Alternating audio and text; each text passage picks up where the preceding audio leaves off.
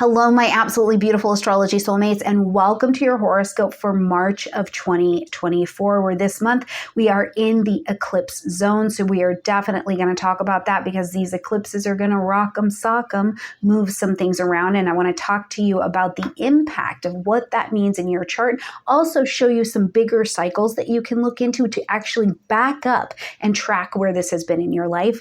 And this month, we are not going to see Mercury go retrograde, but we are going to see Mercury enter into its pre-retrograde shadow time, and it is going to be beginning a cycle that we're not going to see end until we get to May. And when it's Mercury, that's a personal planet. It's very close to us. We want to be paying a lot of attention, keeping very good notes. So we're going to discuss the impact and how you can work with that all of March in this video.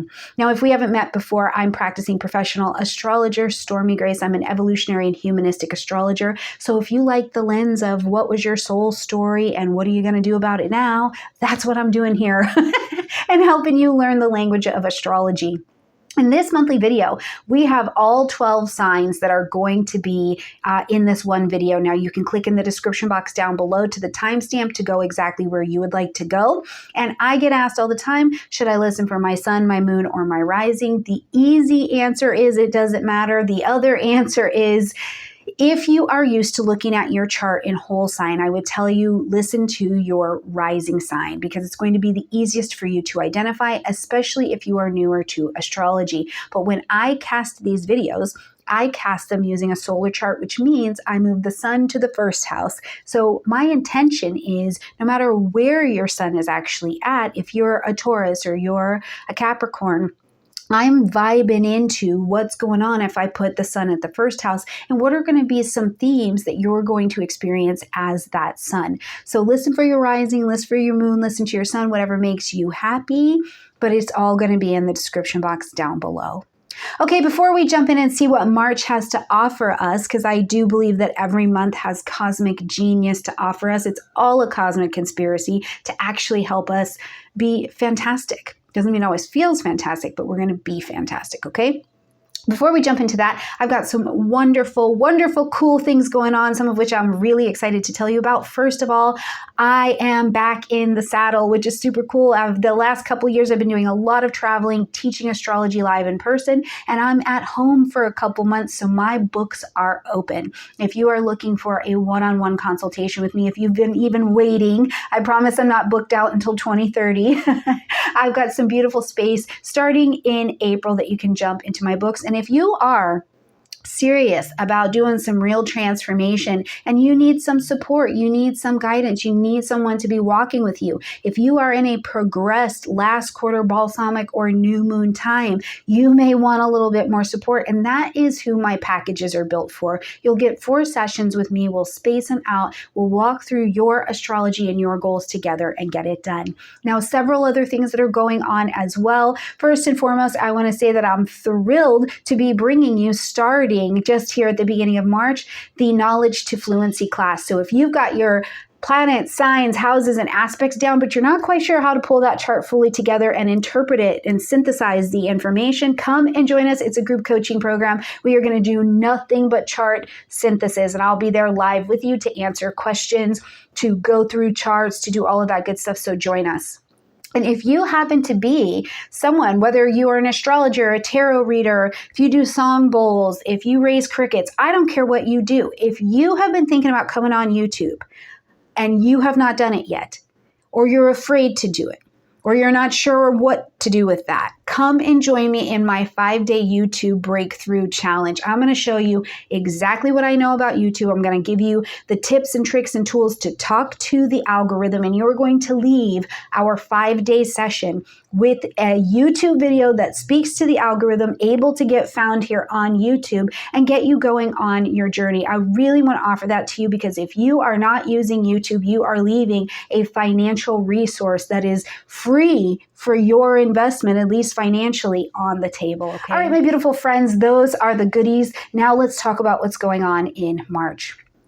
first and foremost, we are in the eclipse zone. So many of you might have already been feeling that energy as we got to the end of February, because the eclipse can be this subtle vibration weeks before it actually comes up. And what the eclipse is looking to do is to shift all of us, right? It is eclipsing. So it's blotting out, or it is reframing and resetting something that we've been looking at, especially when we've been looking at something internally.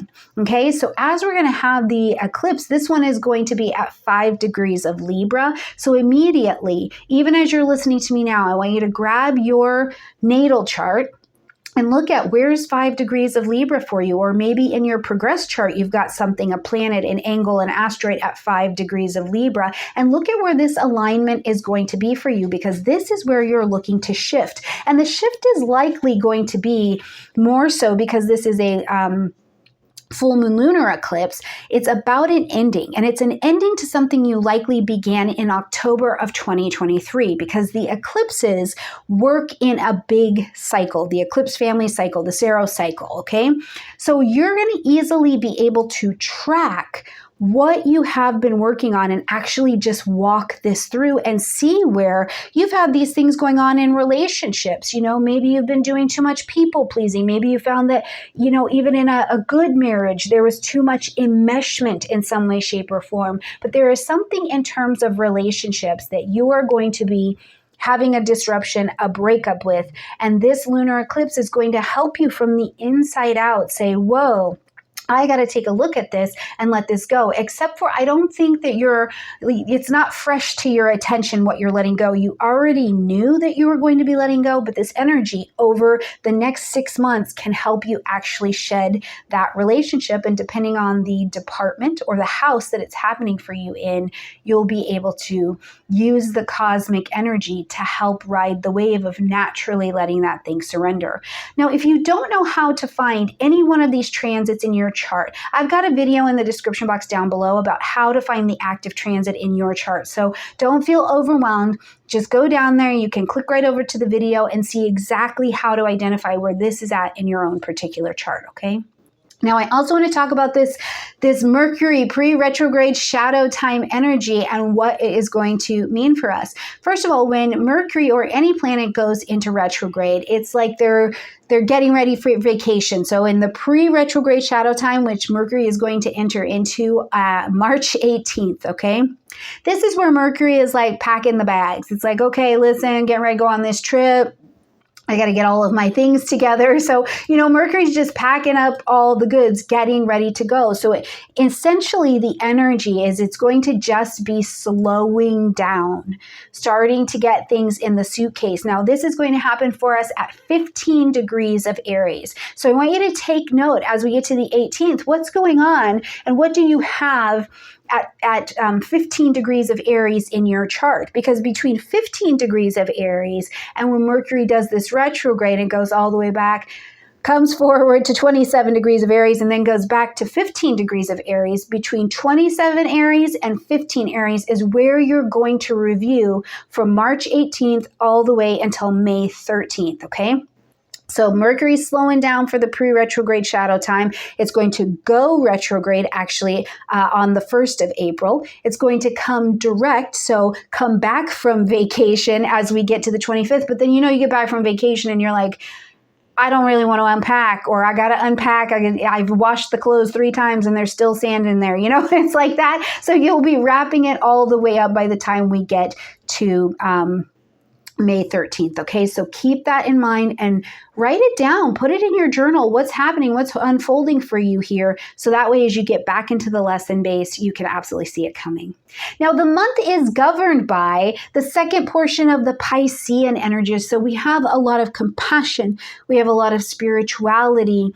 We have a lot of firming up boundaries, forgiveness. The word forgiveness is just blowing through as we're coming into March. And we saw so much happening in February where things were just moving forward. But what maybe wasn't moving forward as quickly is our ability to give genuine self-love and forgiveness to ourselves for where we made mistakes or lessons that we came forward realizing we had to learn. We saw Venus and Mars come into a new cycle, a new 2-year cycle with each other in February, and they're going to keep telling that story here in March, and that is the story in how we relate to ourselves and what we're doing. So the Pisces energy, as it's traveling around, and as we'll see Venus and Mars also come into Pisces, this is this continuing story of how we relate to ourselves, how we relate to charity, how we relate to forgiveness, how do we relate to culminating and accepting all of the lessons that we have learned in our lives. So each of the signs is going to, in their own department of life, really be working with that Pisces vibration.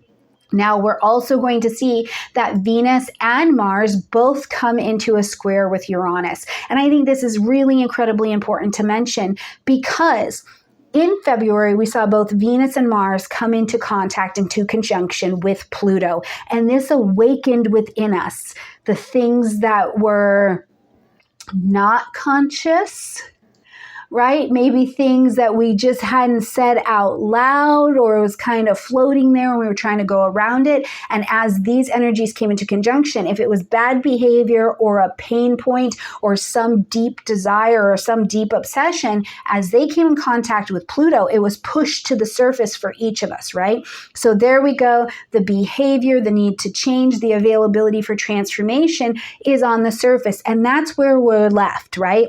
With the now conscious knowledge that there is something that needs to change. Now, as Venus and Mars in new relation and new cycle with each other and us relating to ourselves come into transit and into square with Uranus, what happens is now you're going to have to make a decision. We have to make a decision how we're going to move forward because things are going to, Uranus is going to make it unstable.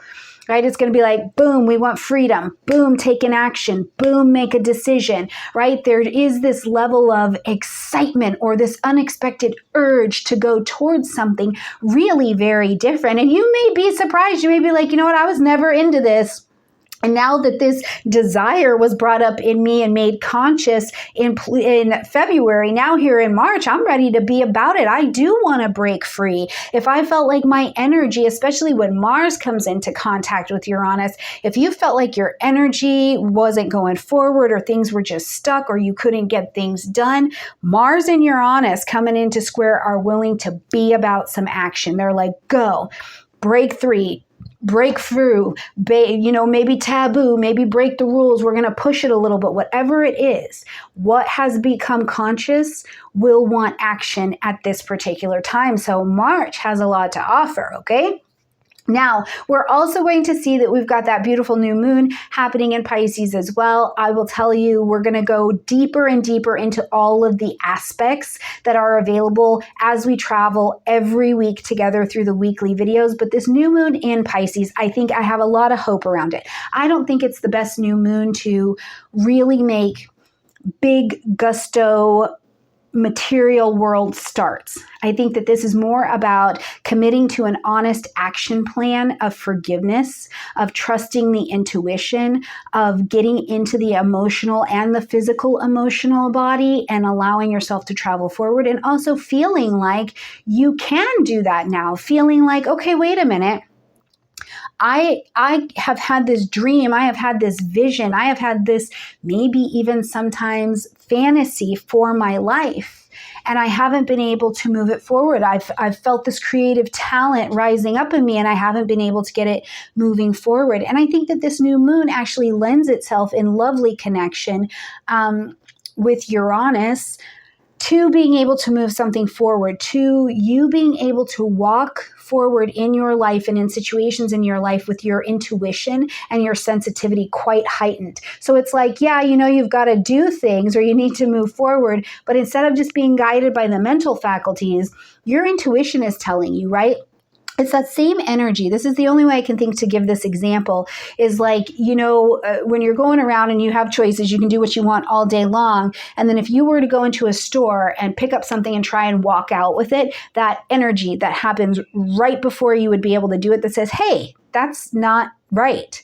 That That is the vibration that I think that this new moon offers to you and extends out for the rest of the cycle, is that your intuition, your sense of what's right, what's wrong for yourself gets really heightened. Now, other things that can happen under that moon is if you're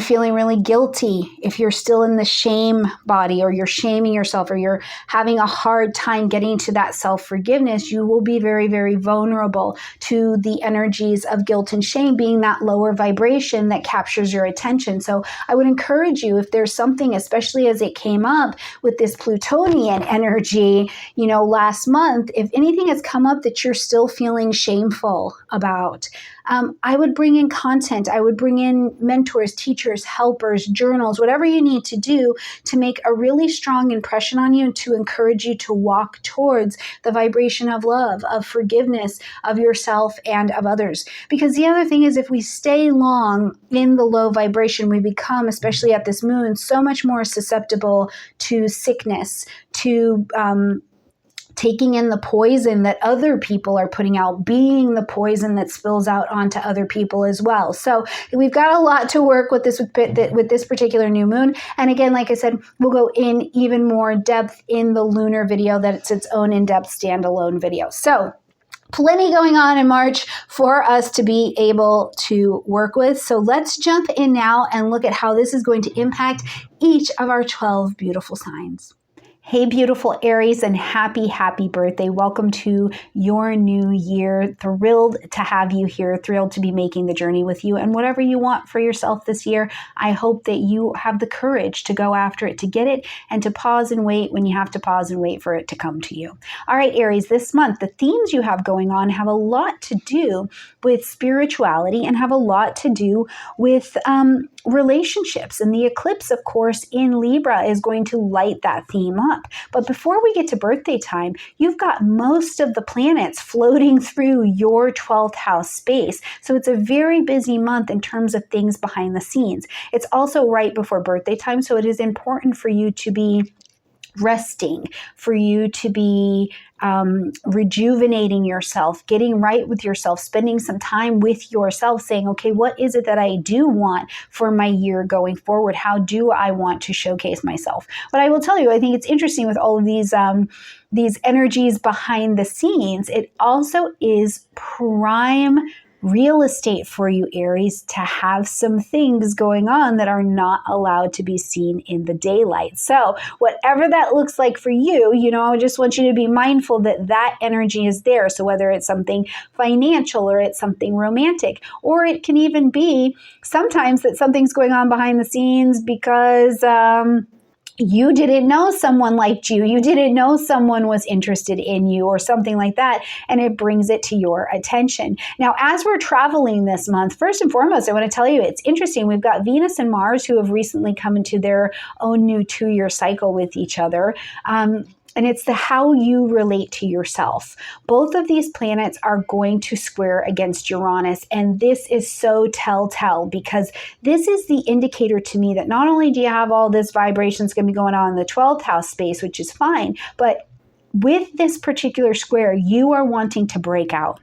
You are going, you know what, this person used to just be a friend and now they're not going to be a friend anymore. Or, oh, I'm going to go after it. Or, whatever. It's just the kind of breakout energy where you're feeling a little saucy, a little spicy, and you're going to go after something. There's very much so a break-free energy. But what may happen is that comes up at the beginning of the month. Then we see these planets shift in the later part of the month into that 12th house space, and you're not wanting to talk about what's going on. Something else I was thinking for you, Aries, that might be in that behind the scenes breakout place is that you've got a product that you're building, or something, a project that you are wanting to work on, and you're not wanting to tell anybody about it just in case it doesn't go exactly the way you were thinking it was going to go. And that is okay. So I just want to let you know that that energy, though, of wanting to break out, being willing to break out, doing something behind the scenes, hopefully it is legal and not harmful, that is very much so there. You will bring it to the light as the month goes on, and certainly as we get into April. Now, on the 9th, we're going to see Mercury come forward into your sign. So now Mercury is bringing new information information into your first house. So literally you are communicating something.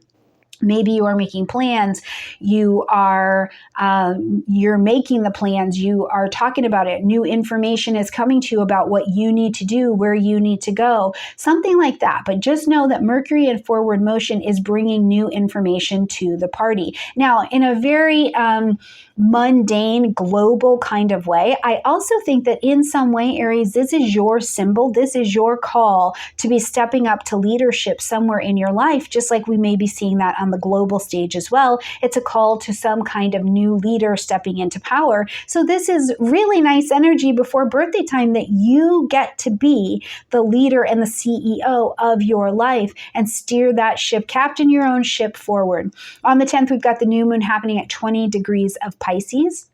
Now, this is going to light up your 12th house space, along with an abundance of other planets that are happening over here. Now, we also see that this particular new moon is in an interesting, I think it is an interesting conversation and dynamic with Neptune, because it's just had a conversation with Saturn. Now it's moving towards its ruler, Neptune. It's also in good conversation here with Uranus. But meantime, we've got Mars squaring Uranus at this particular moon as well. So you're planting your seeds of intention in the 12th house, something that's behind the scene, something about for you that it's like, I work on this in an invisible place.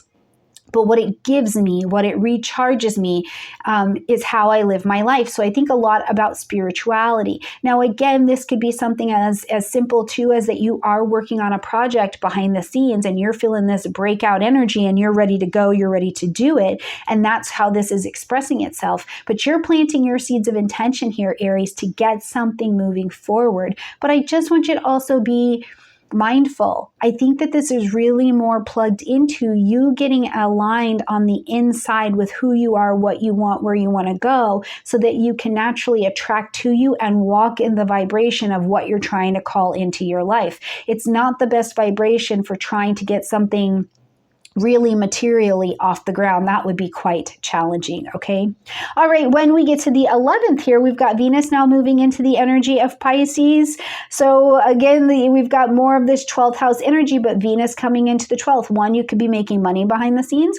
Two, you could have a romance show up from behind the scenes. You could also be going into the space of, you're like someone from your past is showing up or calling into your life, or maybe you have a chance to make an amends or something like that. So I'd just be mindful of what Venus moving into your 12th house sphere is going to bring to you, because it's certainly going to have a behind the scenes feel, but it could be attracting riches. It could be attracting opportunities. I really think of these new, Instagram pages that are faceless channels where that's how they make money. They put content out, but they never show their face. That's also, I think, a very good expression of Venus in the 12th house space. Okay, on the 19th, we say happy birthday. It might be the 20th, depending on where you are in the world, but happy birthday to Aries. The sun moves into your first house. We celebrate the astrological new year. You are the welcoming in, the bearer of spring. So thank you very much for bringing us into our next season, and happy birthday to you. When we get to the 22nd, we see now that we've got Mars moving into the vibration of Pisces. So now, as you can see on the screen, the 12th house is just absolutely loaded for you. So you really have this push towards that spirituality, okay? Now, the other thing I want to point out to you is that as we are coming up to this eclipse, which is going to be on the 25th, if you are lunar sensitive, you may be starting to see throughout the month that there are little domestic things going on in your home life, or maybe things with your parents starting to present themselves. Because while we're going to have this full moon lunar eclipse at 5 degrees of Libra, and this is going to light up your 7th house space, conscious chosen one-on-one relationships, the moon in the general is the ruler of your 4th house space, so the domestic zone. So as things are happening in a lunation, it's also going to put attention into your home, into your family zone. So I would be thinking here that in March, you would want to be paying attention to things that have to do with home, going back home, things having to do with your parents. And it's not even that necessarily you're just thinking about it, but maybe one of your parents has something going on or you're going back to see them in some way. But let's talk specifically about this lunar eclipse in the 7th house. First of all, it's to end, acknowledge, or to adjust something over the next 7 months, right? Now, if you've got a relationship that has just been on the rocks, everybody's not working on it, there's no real desire to amend that thing, it is likely going to fall out. The eclipse over the next 6 months will push that out. The rest, other things, if your relationship feels off track, what this eclipse can do is just be like testing it. And it's the difference between when things have gone wrong and when things have gone real in your relationship, right? Because a relationship, if it is working right, it is going to be grinding into you to bring out the realness of you and that partner to grow, whether it's a business partnership, it's a romantic relationship, anything like that. So this particular lunation is looking to end something, acknowledge something, or to make an adjustment. The other thing I wanted to say is in the relationship department, it's not always that you are doing something, you have something going on. Sometimes it's that the partner or the other source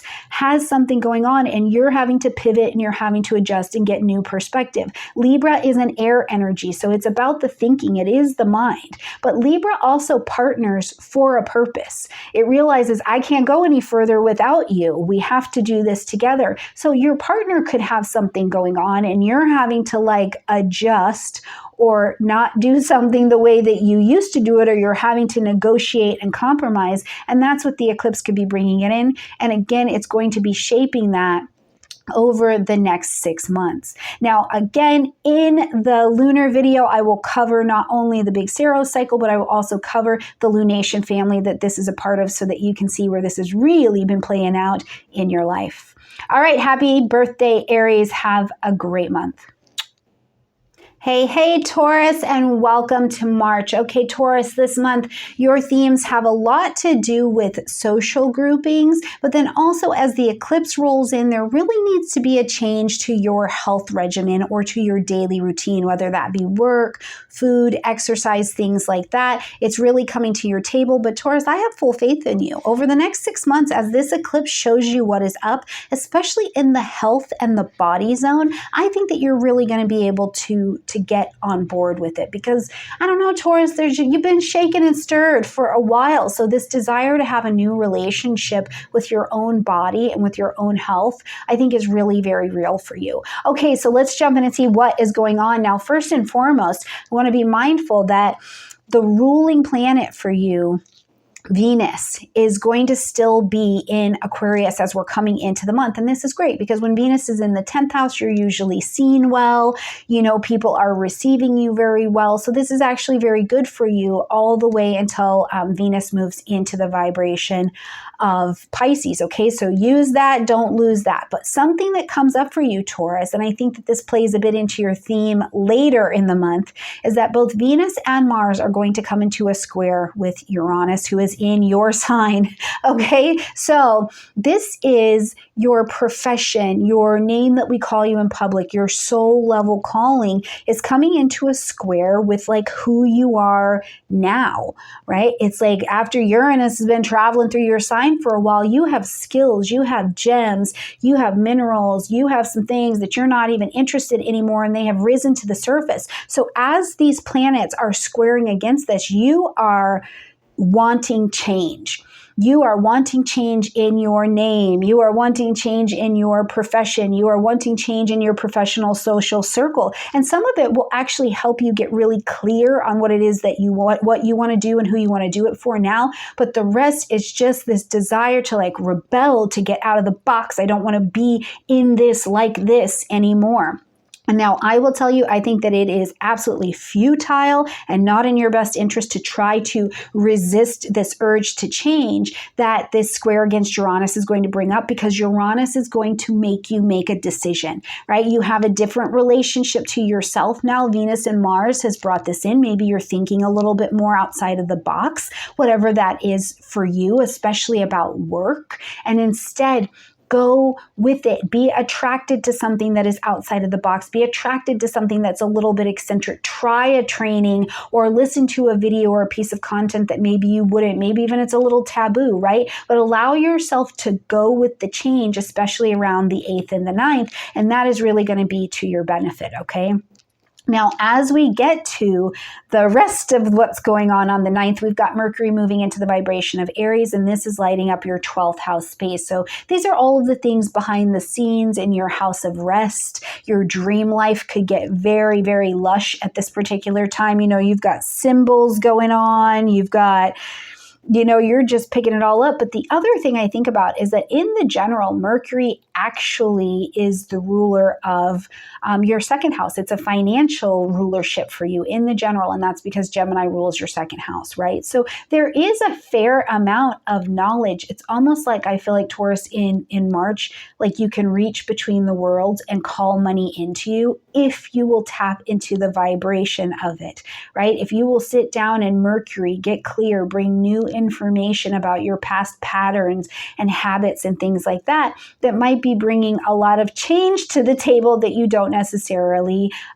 enjoy, okay? So I just want you to know that that is something there, but use your intuition. It's really going to be a very good guide for you. And also rest. And if you can do anything, Taurus, this month around your health that has to do with breath work, coming back to your breath, I think that'll be very useful for you here with Gemini traveling through Aries as well. Now, when we get to the 10th, we've got the new moon happening at 20 degrees of Pisces, and this is, of course, going to start to light up that really delicious 11th house new energy planning for you. So you're planting your seeds of intention in this 11th house of friends, social groupings, social media, social situations. Really, more than anything, I feel like this particular new moon for you is about getting in alignment and calling in the tribe that you want to work with from your heart. Because here in March, you're social.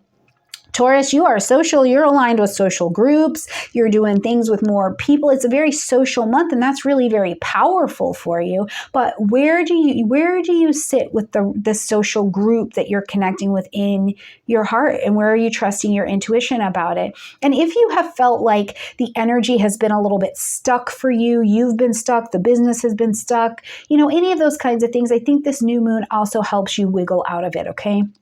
On the 11th now, Venus comes into the vibration of Pisces. So we've really got the 11th house busy. Again, speaking to that not only with Venus here, can you be social, right? It's going to call the right kind of people to you. And Venus also likes to call in a little bit of romance. And I'm never mad when your ruling planet is doing something for you, Taurus, because maybe you're not out there falling in love with everybody, but you're out being social and people are like, what is that? That is beautiful, right? They're like living and loving on the Venus. So eat that up. And remember, in that context, Venus can also be great for drawing finances to you. It's attracting to you from a social space. On the 18th, we've got Mercury moving into that position of the pre-retrograde shadow time. So you want to be paying attention to what's going on for you at 15 degrees of Aries in that 12th house space for you. And we'll take it all the way to 27 degrees when we get into April. But I just want you to start to make note what's coming up. What conversations are you having? What decisions are you making? What are you working on behind the scenes? Because we're going to definitely be coming back to that thing.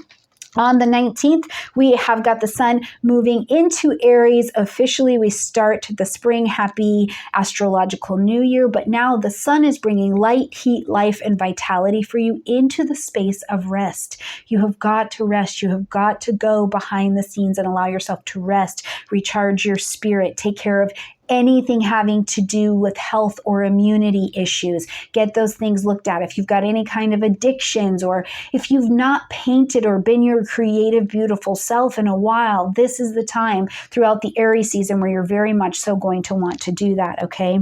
On the 22nd, we now see Mars moving into Pisces. So the gang's all here as Mars is in Pisces. You know, Mars in Pisces, I always talk about this every year, that it's like, Mars just wants to go and do what Mars wants to do. It's like, boom, I want to go over here and I want to do it like this. But now Mars is moving in water. So Mars is not just like, Yeah, you know, it can't do that. So Mars in Pisces can feel a little bit like trying to power run in water. And I always equate that to water aerobics, where you're going to get a really, really good workout, because they really are good workouts. It's actually very good on your joints, but you're really not going very far, right? Like you're kind of running and hustling it in place. So it can feel a little bit like that. But I would say more than anything, as long as you are not in the waters of your social group being a pirate, you're going to be able to have fun just being right there, working hard, having that group mentality, trusting your intuition, feeling tapped in to working with those around you. It's a really lovely energy. And remember, Saturn is in Pisces. Now with Mars here in Pisces, don't be a pirate. I just watched Hook, so now I'm thinking all about the pirates. All right, as we're going to close out this month, my beautiful Taurian friends, we've got the full moon lunar eclipse happening at 5 degrees of Libra, fellow Venus ruled sign, but this is lighting up the 6th house space for you. So it's asking you to end something, acknowledge something, or to make an adjustment, especially around your day-to-day routines with work. So it's not your job, it's the routine in your job. Do you have systems in place that your business is, one, profitable, is making money while you sleep, has the systems, the automations in place, things like that? Because if not, you're going to be being stressed out. The relationship with your business or the relationship with your daily routine, if there's not something beautiful and balanced about it and streamlined, because Libra is very business savvy, okay?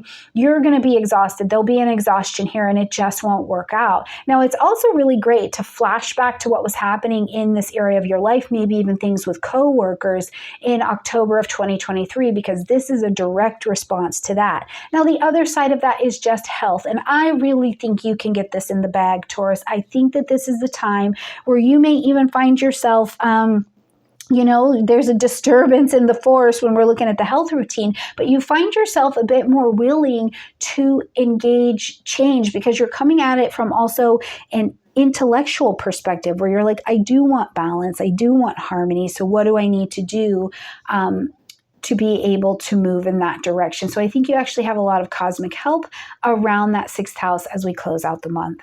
All right, beautiful Taurus, have a great month. Let me know how it goes for you in the comment section down below. Hey Gemini, and welcome to your horoscope for March of 2024. So Gemini, this month you've got a lot of focus as we're traveling at the beginning of the month with the energy still in your career sector. As we saw last month in February, you had the Aquarius vibration get lit up, which lights up your 10th house. So we're talking about career, soul level calling. What do we call you in public? So keep that in mind too when you're thinking broadly about this, that it's also what do we call you in public? Do we call you married? Do we call you single? Do we call you grandma? Do we call you aunt? Do we call you, what do people know you as by your reputation in public? Because as we're coming into this month, there's still a fair amount of energy fluxing around that. As well, we're going to have a new moon that's going to happen in this area. So career-wise, things I think are still moving readily and really beautifully for you. Now, there is some indication this month that even though the career-wise things are going well, you have to work for it a little bit more, right? It's like intuitively, you know that it's there, but you also have to go to it a little bit. So just kind of keep that in mind, whatever you're working on in that career zone. Now, we are also going to experience the eclipse happening this month, and that is going to light up your 5th house space. So of pleasure, play, children, all things having to do with taking a risk and also bringing joy into your life. So right at the beginning of the month, when we come in on the 9th, Gemini, we've got Mercury moving into the vibration of Aries. Now, Mercury is not moving in any kind of retrograde at this particular moment of time. We will not see it enter into pre-retrograde shadow time until the 18th. So Mercury here, your ruling planet, is heralding information about new groups, new groupings, new organizations, new technology. It's bringing a place for you where you can begin being a leader or making a decision to go towards these groups or towards this technology. So follow Mercury's lead. Now, remember, when Mercury retrogrades, hits pre-retrograde shadow time on the 18th, that's when you'll start to review gently what you brought in terms of the groups. But right now, go towards them. Go towards the things with friendships that are also being brought to you with new information. On the 10th, we've got that new moon at 20 degrees of Pisces. And remember to check out my new moon video that I'll do separately on Pisces so we can really get into it. But for the general purpose now, you want to know that this is again lighting up that 10th house space for you. So all things having to do with career, plant your seeds of intention intuitively. Who do you want to serve? Who do you serve? I don't even know if it's about who you want to serve, but who do you serve, Gemini? Because bringing a lot of clarity into who you serve and planting your seeds of intention to call those people to you, to correct your message around that is going to be really, really helpful to you, okay? Now on the 11th, we see Venus move into the vibration of Pisces, attracting again things to this career zone for you, which is really very helpful because Venus is only an attracting energy. It's pulling the abundance to you. So make sure that around your 10th house, your career, that name that we call you in public, your ambitions. Be clear right now. Take this time this month to get clear on what it is that you want so that you are allowing that Venus vibration to accurately and effectively pull this energy to you, okay? When we get to the 19th, we are going to have the sun moving into the vibration of Aries. This will bring us into a whole new season. So welcome to your new season of life. Welcome to your next new beginning in this cardinal energy. Now, again, for you, this starts to light up the groups. So the sun brings light, heat, life, and vitality to this 11th house. So again, the social groupings are starting to happen at this time. Mercury hit pre-retrograde shadow time on the 18th. So between now and the end of the month, you're going to watch who you're coming into contact with. You're going to watch where you're shining. You're going to watch if you are accurately setting up systems to serve and to be of service to the right groups and associations around you. And I also do think it's a good energy, Gemini, to streamline your technology if that's something that you need to do in your life, okay?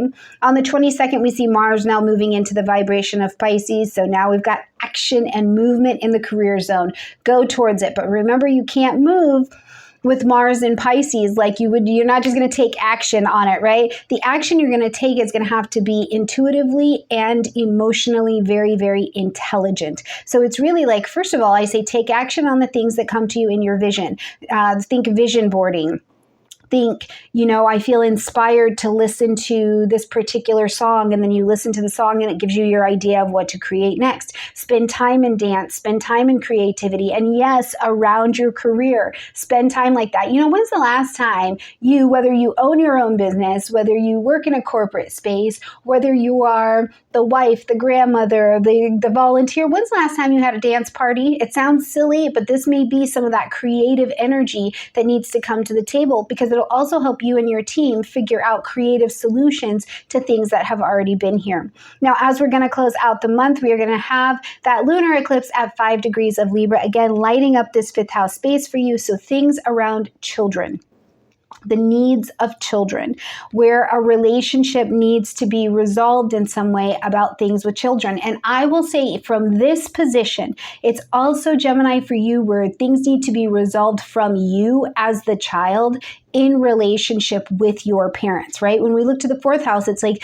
the weight that the parents have put on us, but this is the weight that you're putting on your parents. So where are you looking out and you're going, okay, something is harmful or is out of balance or is too codependent in this familial parent-child relationship we've got going on. If you've got other children, where are you finding that maybe they want more independence or things are happening around your children and you have to loosen your death grip on controlling what's going on for them and take the risk, 5th house, of letting it play out. And this can be a really challenging concept, especially when we're dealing with Libra, because Libra is ruled by Venus and just wants everything to be nice and be easy and to be pleasant, and that's just not always the case, right? But other things that I think in this 5th house space will be anything you needed to do around self-expression, places that you haven't taken the risk to express yourself, whatever that expression happens to be. And likely it's something about you that wants to be doing life with ease, and you've had a hard time expressing it and feeling safe being able to do that, or feeling like you had an equal partner on the other side to receive the information. So this particular lunar eclipse is going to bring an ending over the next 6 months to all of these things at 5 degrees of Libra, 5 degrees of any of your cardinal signs that you'll be experiencing. And in this path and this pattern that, again, we have seen in your life and in your world between 2004 and 2006. So go back to that time in your life, look at what relationships were in the hot seat at that time, and you're likely in some of the patterning of that right now. All right, my beautiful Geminis, have a gorgeous month, and I'll see you in April.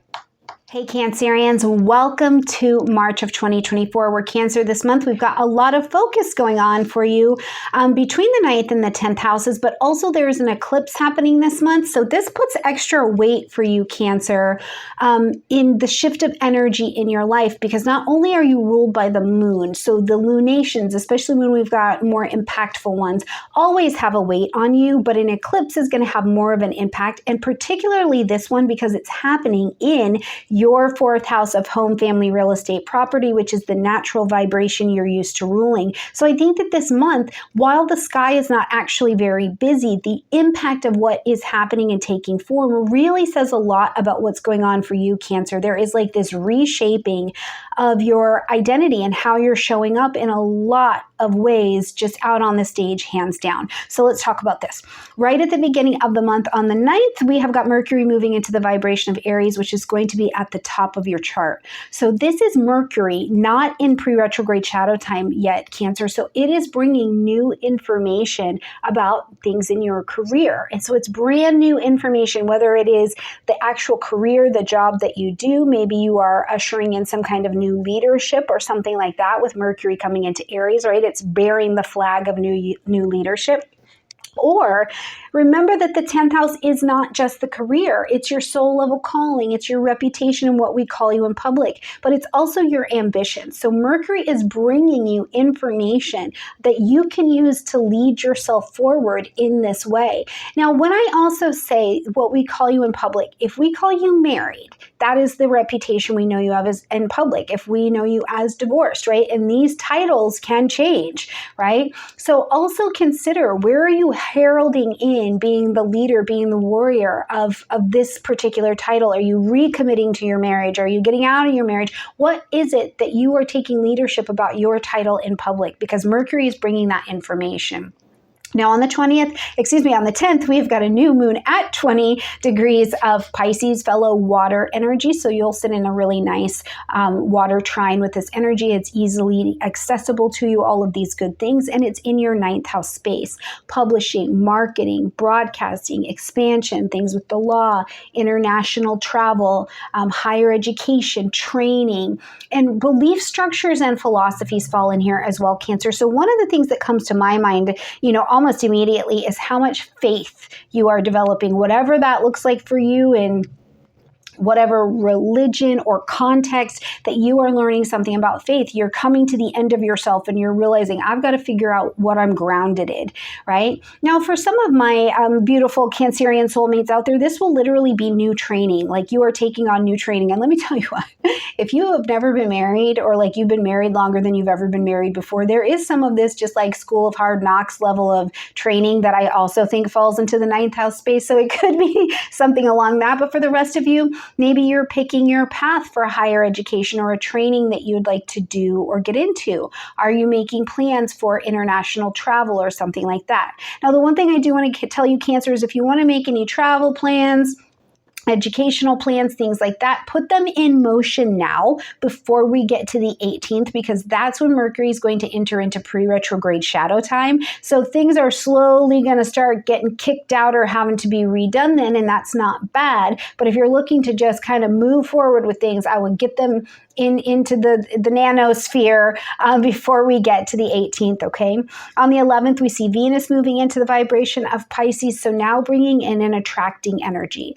Venus here really will push on your ability to just receive, Cancer, to just receive, because Venus is a receiving energy. So you're receiving with your intuition. You are trusting your intuition in the training offers. You are trusting your intuition with money that maybe is coming to you. You're trusting your intuition with relationships and relationship education that is coming to you. In the 9th house as well, Venus can make you very it makes the public like you, like you're attractive to them. You are acceptable in public in some way, shape, or form. There's an affection for you. So if you are one of those people who's putting out content and you're coming to my YouTube class, this can be really, really helpful for you in the 9th house vibration. And Venus is just Venus. Sometimes you fall in love overseas, or sometimes you find someone online who you used to be in love with a long time ago, and now you're reconnecting. I love that for you if it's healthy. Okay. When we get to the 19th, we've got the sun moving into the vibration of Aries. Now the sun's bringing light, heat, life, and vitality along with this beautiful mercurial energy to the top of your chart. So now you're coming into your yearly career peak is what we call it, where career and really what you do in public is going to be a highlight and focus of your energy over this next 4 weeks. But I do still think it is overshadowed a bit by this eclipse that is on the way. On the 22nd, we've got Mars moving into Pisces. So again, nice and lit up here in the 9th house space. Now, there's also this rearrangement of how you relate to yourself at this time, Cancer. Venus and Mars have recently come in February into their new 2-year cycle and dance with each other. So how you relate to yourself, what you value, what's still important, and what you want for yourself has been in the cycle of review, absolutely. Now, in Pisces, you're having to trust that intuition. You have to bring some things to culmination because you cannot have the new gifts if the old ones are sitting on the shelf in their place, right? So there will be some of this transitioning and culminating, I think, that comes with the 9th house as well. To close out the month, as we get here on the 25th, we've got this lunar eclipse at 5 degrees of Libra. And again, this is lighting up home, family, real estate, and property for you, the domestic zone. So Cancer, I don't want to put any fear out there because I don't do fear-based astrology, but your home zone is changing. There is a relationship in your family structure, in your domestic structure, in your internal psychological setting that is being released. It's coming to an end because the relationship just cannot go on anymore. It's like it lifts up and shifts up, though, your emotional life. So in some way, you know, whatever is slipping back away is because it just can't exist in that relation anymore. I invite you again to go back into your life between 2004 and 2006. What was going on for you in relationships at that time, because you're back in some signature of that pattern. Now, most people chose the Libra side in 2004, 2006 iteration. So you did the we, I did what was best for everybody else. And you may be being put in a position this time, Cancer, where you're like, whoa, I really can't just choose the we because it's what's good for everybody else. You're really being pulled to the Aries side, the me. What do I want to do? What am I willing to fight for at this time? But you don't want to do that while burning the entire house to the ground. Now, something else about this 4th house is that it could not be you that necessarily has the change or the challenge going on. It's someone in your family life, in your domestic zone, an in-law, something like that is being called to you over this next 6 months to, they really need you to be of service to them in some way. And what I'm going to tell you is move with a lot of love. Just move with a lot of love. And if you are actually moving your house, move with a lot of love, okay? All right, my beautiful Cancer friends, you know I love you. You know I love me some Cancers. I'll see you next month. Bye. Hello, my beautiful Leo friends, and welcome to your horoscope for March. Okay, Leo, this month, first of all, let's just get it out of the way that we've got a lunar eclipse that's happening this month. And of the eclipses that I believe we will have in 2024, I think that this one is relatively tame for you. Now, your individual chart is going to or may say something very different, but in the general, I actually don't feel like this is the eclipse that is just like shaking the bacon of the Leo tribe. So I'll just put that out there in the beginning of the video, even though it's not until the end of the month, okay? Now, the thing that does catch my attention that is happening this month is, first of all, you've got a lot of energy that is still happening here between your 8th and your 9th houses. So we're at the time of the year where you're dancing between your intimacy and assets, between your shared resources, and also between having some level of expansion and faith that extends you out into the world in some way. So you have a lot of energy that is happening there, okay? So at the beginning of the month, on the 9th, we've got Mercury moving into the vibration of Aries. Now, Mercury does not move into pre-retrograde shadow time until the 18th, Leo. So that means two things. First of all, Mercury in Aries, Mercury in direct motion is bringing new information in. It's pure. You don't know this. You don't have this yet. And it's bringing it into your 9th house, publishing, marketing, broadcasting, higher education, international travel, legal things, immigration, any of that. Mercury is bringing you new information. But in Aries, it's bringing new leadership. It's literally ushering some kind of new leadership into your world. Now, the North Node is traveling through Aries as well. So for you, what I really think of is where are you being the warrior? Where are you grabbing your life kind of by the bullhorns here, the ramrods, I guess? It's not a ramrod, is it? That's something else. Anyways, by the ram's horns, okay? And you're deciding to drive something forward, right? You get new information and you're going to push it forward. I would highly suggest any decisions that you'd like to make and kind of get in motion that you do it before March 18th, because again, that's when Mercury will move into its pre-retrograde shadow time and start to slow down, and more things will get caught up for review at that time. When we get to the 10th, we've got a new moon happening at 20 degrees of Pisces, and this lights up your 8th house space. So intimacy and assets, okay? So at this new moon, you're planting your seeds of intention to begin something new in this area. Leo, what do you want? Do you want more intimacy? Do you want more closeness with people? Do you want more connection? Are you ready to date? Are you looking for healing? Is there something in you and about a collaboration that you're working on with someone? Now, it's the new moon, so really, truly plant your seeds of intention. You may not know exactly what it's going to look like. That's the interesting part about the new moon vibration, but you will be committed. Commit to what you want here at this new moon, okay? It is about taking on the commitment. I'm willing to become another person in order to have this experience in my life. Not that I just plant my seeds of intention and hope that the universe delivers me what I planted, okay? So think about this. In your 8th house space, as a healed, beautiful lion, as an intimate and available for intimacy connected, as a debt-free or cleaning out debt Leo, what are you willing to commit to in this 8th house that you want to grow into? And that's where this new moon, I think, can be particularly useful. On the 11th, we've got Venus moving into Pisces, lighting up again some more of that 8th house energy. So pulling in, it's literally going to pull in what you request from that new moon to you. Now, I also think that Venus in the 8th house, depending on what's going on in this area for you, can bring more intimacy into a relationship. You can really be attracting it in. It's easier for me to soften down with my partner and really open myself up and be who I am. It can be easier to spend a lot of money and create debt. So you do want to be mindful of that, but Mars will be here shortly and help you get that all sorted out, okay?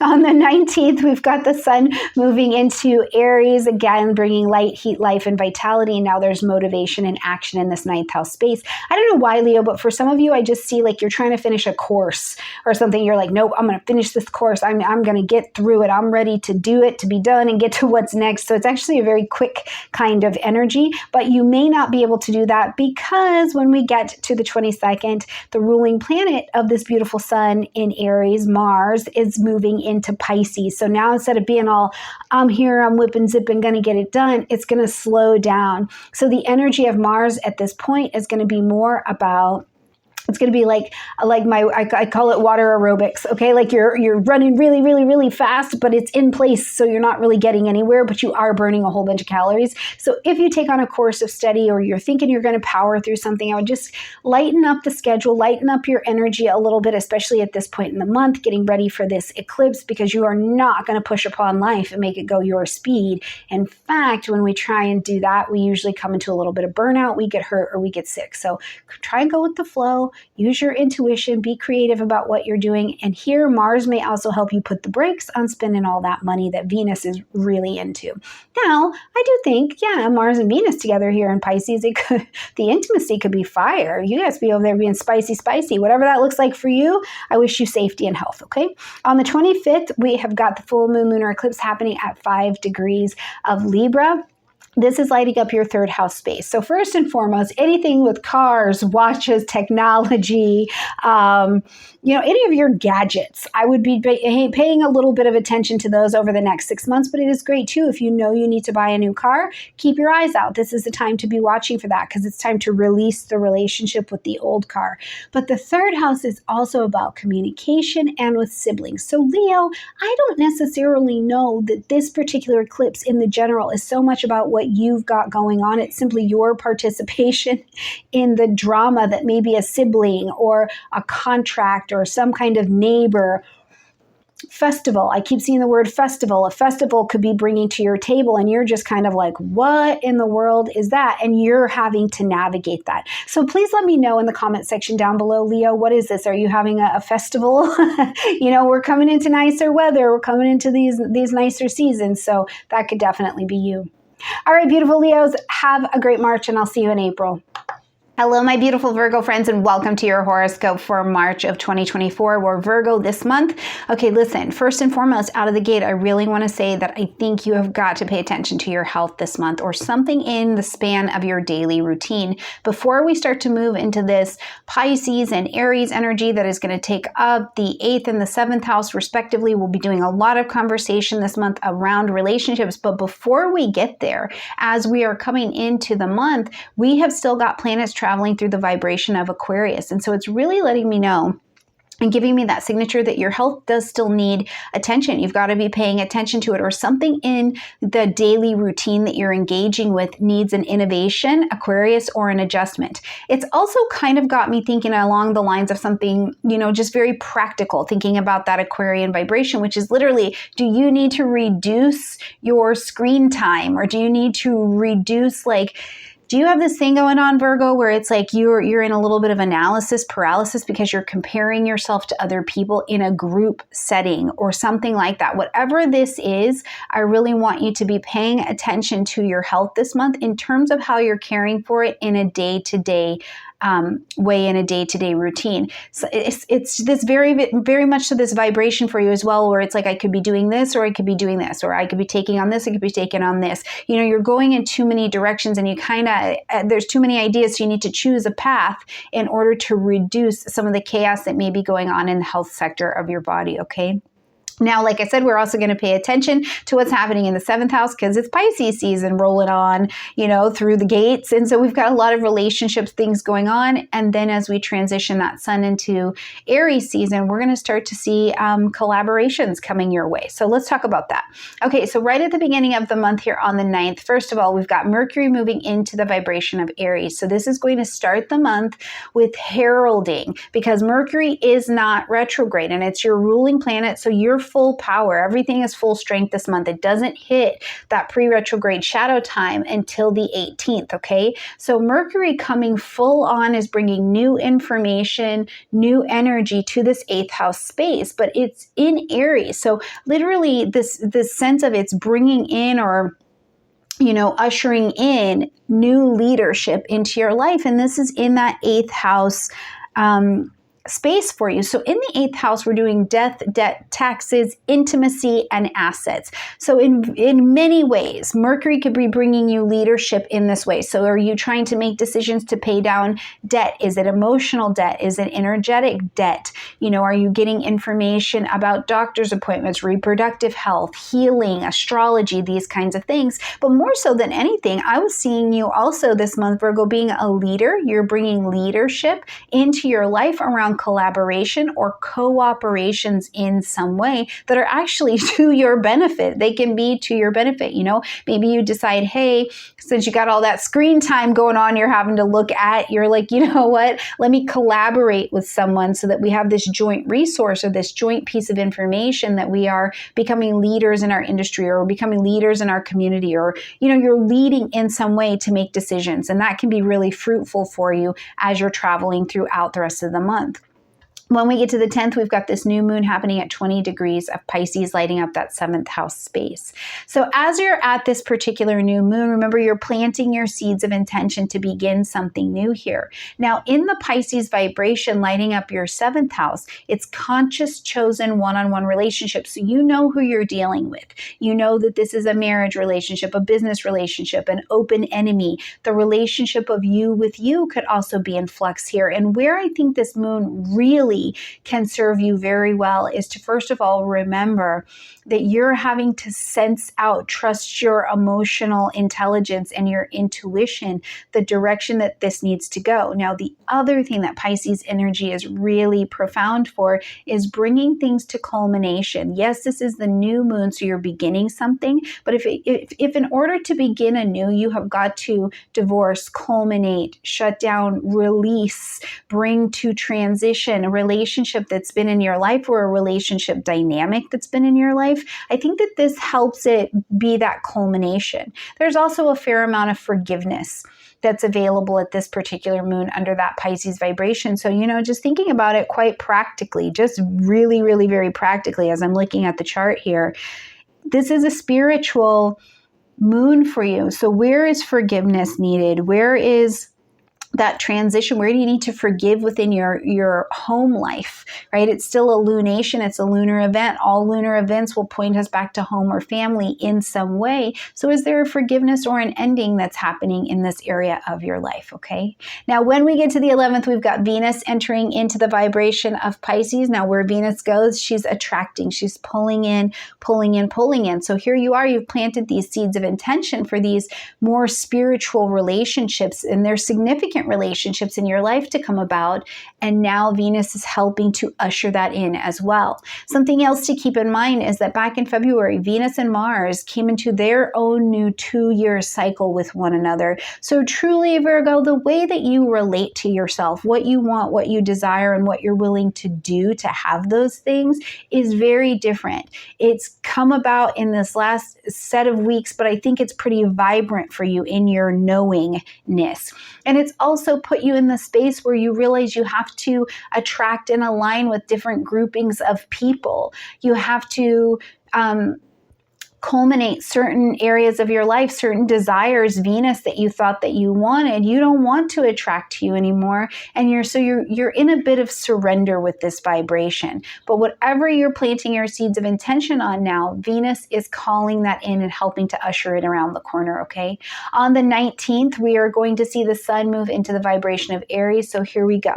Now we're bringing light, heat, life, and vitality into this 8th house space. So if you have to detox something in your life, if you have death, debt, taxes, insurance, inheritance, estates, things like that you need to be handling, this is your season. This is your yearly peak here in the 8th house to handle. But also the things that have to do with intimacy at whatever level, whether that is the intimacy through sexual connection, through your sexual organs, through astrology, through knowing another person deeply and seeing and feeling them, and you as well, down to joint finances and collaborations that are coming up where both parties have to be bringing it to the table in order for this to function. This is your yearly peak where this is going to start to come in, and it can be a really deliciously resourceful time in your collaborations, whether that's the relationship or the finance lens, okay? When we get to the 22nd, now we've got Mars pulled here into the vibration of Pisces. And so I do love too that Venus coming into Pisces can make it so that you're like, I just love everybody. I just forgive everybody, right? I'm just, everybody, come on in here. You're all my spiritual friends. We love everybody, right? Mars comes into Pisces, and while Mars cannot move and groove like it wants to in Pisces, it is still itching to get some things done. So Mars here may be looking at you, Virgo, and being like, everybody's not your friend. You're not for everybody. You have to let some of those relationships go. Mars, cut them off. End them. Let that fall away, because you just cannot be for everybody. But when we do, when we cut away and allow to transition out what no longer belongs here, we get clear on the direction of our desires. And Mars wants clarity. Mars wants to bring you the action to get you where you want to go. Here in Pisces, where he's not getting to run 1,000 miles and just go right at what it wants to, it is bringing you clarity on what your intuition is saying, what your emotional intelligence is bringing you towards, right? And so helping you to get clear on who is in the path with your relationships, like who needs to be here.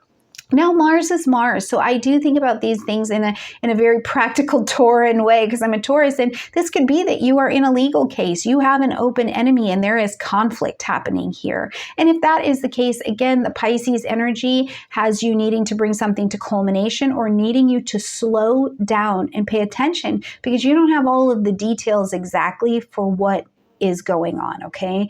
So this is going to be a little bit of a helpful aspect as well.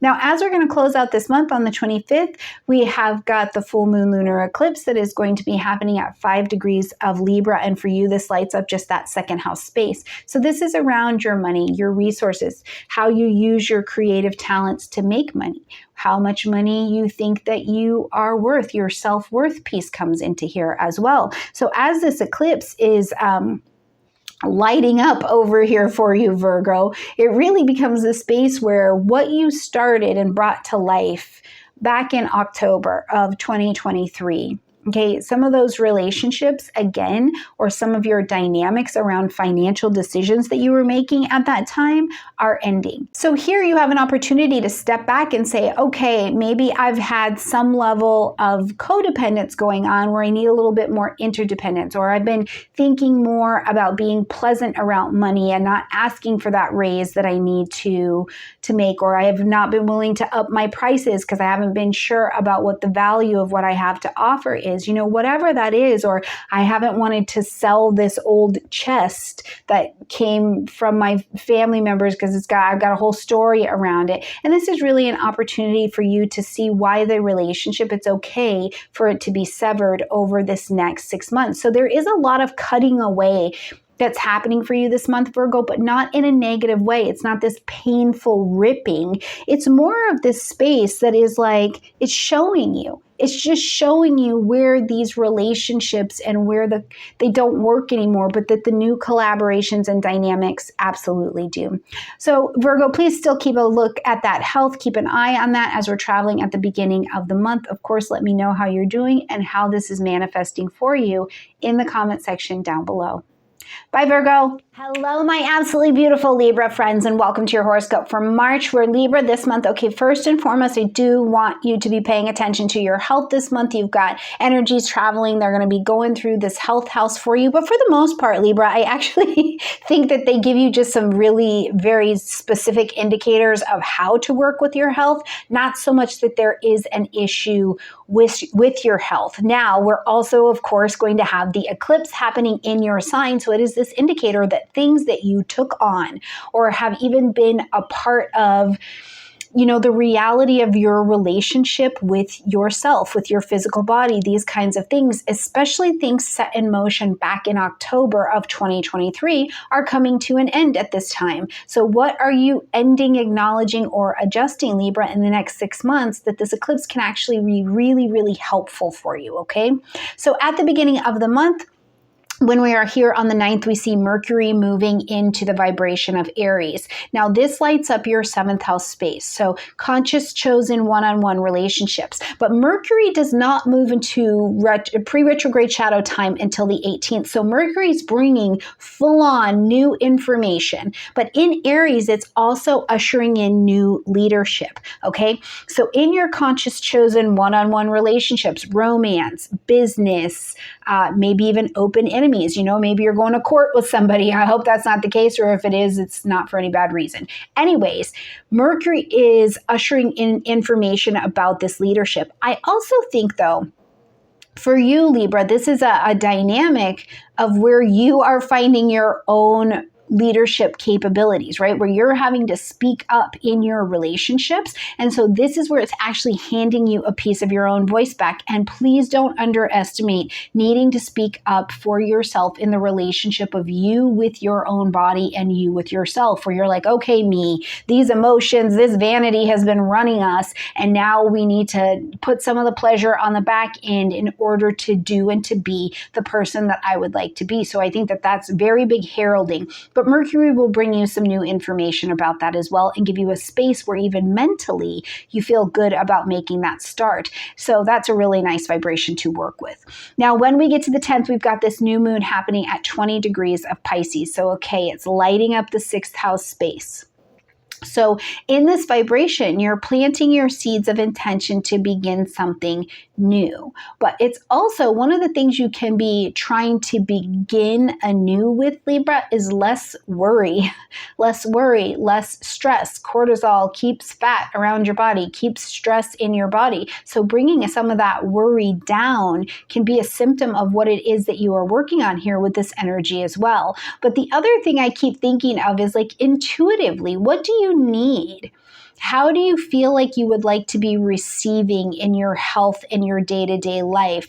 Where are projects in your life? Maybe you're a freelancer or things going on with coworkers and you would like to release them. Let that transition to what it needs to be next. You're bringing something to culmination. Whatever that looks like, this new moon is actually here to help you.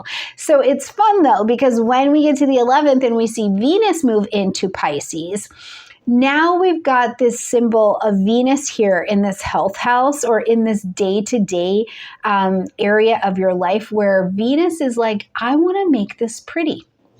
I want to make this beautiful. I want to make this a wonderful, receptive, harmonious area. So it could be the difference between you're like, in my day-to-day life with my coworkers, in my freelancing work, in how I think and regard myself, in going to the gym, I want to look good. So you're buying an outfit. You're literally buying something. You're investing in something that makes you look good, right? Now, the other thing I keep thinking of, and I keep seeing this for you, is I just keep seeing this, right? It's this vision of this. So maybe you're working in the potions and lotions this month. You know, are you taking a little bit of collagen, making sure your magnesium is good so your skin stays healthy? You know, what are you doing that you're actively putting on your face? Are you using castor oil because there's something deeper and you want to bring that healing up? What are you doing in a very vanity way? Venus is your ruling planet. So here in your day-to-day life, if you're not having that pleasure, if you're not feeling like you have that investment in self, in that self-help, I think that you'll actually feel this coming up. So when we get to the 19th, we've got the sun moving into the vibration of Aries, lighting up your 7th house, okay? Conscious, chosen one-on-one relationships are now going to be more motivated. We've also got Chiron, the North Node, Mercury working over here. So your relationships in this season are going to, the attention to them is going to start to go up and up and up and up, especially as we travel into April, okay? So those significant relationships are going to start getting your attention. So you want to make sure you're looking your best with your daily routine, and you've got a daily routine that makes you feel calm, harmonious, and grounded enough, or that you are releasing things from your daily routine that are not working to bring that in, so that you can really participate your best self in your relationships. On the 22nd, we've got Mars now moving into the vibration of Pisces. So maybe you were thinking about getting the outfit there when Venus moved into Pisces, and now Mars is going to help you go ahead and make that purchase. So whatever it is that you were trying to do, and remember, you're participating in doing the footwork in ushering in your new moon vision. Mars now helps make that action a little bit more possible, but it is intuitively guided. Remember, Mars in Pisces is not just able to just boom and go towards what it wants or what it desires. It's having to use the intuition, the emotional intelligence, but Mars will also end things. It is still the cutting energy. Cut this off. End this, transition this, culminate this, transcend this, give the forgiveness, right? These are the kind of actions. Now, while Mars is traveling here in the vibration of Pisces, if there was something that you needed to do, if you wanted to get some kind of procedure, some kind of elective procedure or something like that, I don't actually think that that's a problem under here. It might be really very useful to help you have a good outcome. Of course, that is dependent upon what else is in your chart. Now, when we get to the end of the month and we have got this full moon lunar eclipse at 5 degrees of Libra happening in your sign, you're being called to end something, acknowledge something, or to make an adjustment, okay? And it's bringing, again, that culmination to things that were going on and started back in October. But also it is the conscious letting go of old relationships with yourself, the old self that cannot function anymore because it was even, you know, old ideas. This is something I want to say to you. I really think about it in terms of old ideas. Like, you really thought that this relationship was supposed to go like this.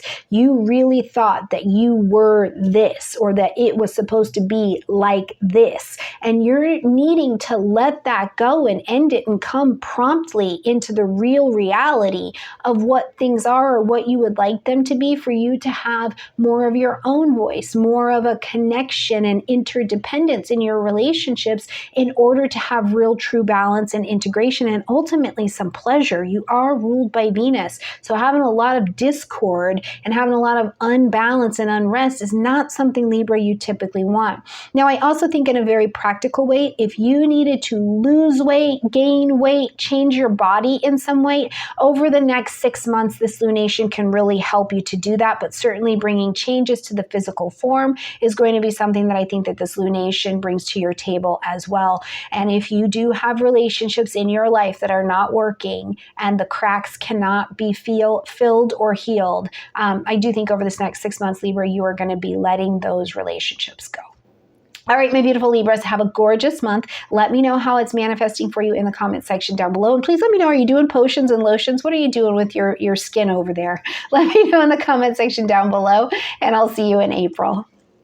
Bye, Libra. My absolutely beautiful Scorpio friends, and welcome to your horoscope for March. We're Scorpio this month. We are going to eclipse, but I have to tell you that honestly, looking into your chart in the general, this eclipse is relatively tame for you. Now, it's rolling through the 12th house space, so we're going to do a lot about spiritualizing this particular area of your chart, bringing some things into a space of closure, things like that. But this particular eclipse, I actually feel like is of the eclipses we will experience this year, one that is a little bit easier. The two areas this month that I think actually need your attention are going to be your health and are going to be your pleasure zone. You are in your yearly pleasure peak with your 5th house being really lit up, so you have a lot of energy to work with there. And even your health house and your daily routine house, as the planets move and begin to light up this conversation, it's more about you really ushering in new leadership in this area of your life to say, I am taking control of what's happening in my health and my daily routine with my coworkers, these kinds of things, but also getting into the honesty of pleasure, of play, of what actually brings you some joy. So let's talk about that. So right here on the 9th, we've got Mercury moving into the vibration of Aries, and this will light up your 6th house space. Okay, as Mercury is not in pre or post retrograde shadow time yet, it's not got any retrograde on it. Mercury is ushering in new information. This is new information you need, decisions that need to be made, and things like that. Now, in the vibration of Aries, it's new leadership. This is where I'm getting this concept from. So literally into your life, in your daily routine, in your 6th house, which is of health, wellness, well-being, your daily routines, okay? And I'm talking about your daily routines. How do you go to work? What's your daily routine there? In your work life, what is your daily routine? If you run your own company or something like that, you know, what are the systems that you have set up that make your day flow or things like that? So this is going to be an energy where you're being brought new information and you get to usher in the change that needs to be made here. And we'll continue this on in your 6th house energy, but it's also really nice because Aries being a fellow Martian ruled energy, you tend to be able to kind of work with that Mars energy, channel it in and get things done. So I think it's also just a great time in your health house in general, okay? On the 20th, we've got a new moon happening at 20 degrees of Pisces, which is a fellow water energy. Now, this is lighting up that 5th house space. So you're planting your seeds of intention around pleasure, play, self-expression, definitely things having to do with children are going to be lit up in this area as well. For some of you, maybe you're planting your seeds of intention and you're like, I want to have children. I'm ready to welcome babies into my life. Or, you know, we're putting in our application for the adoption, IVF, whatever is happening for you in this area. At this new moon, plant your seeds of intention for what you would like to begin here. But what I want to call your attention to, Scorpio, is you are already a water energy.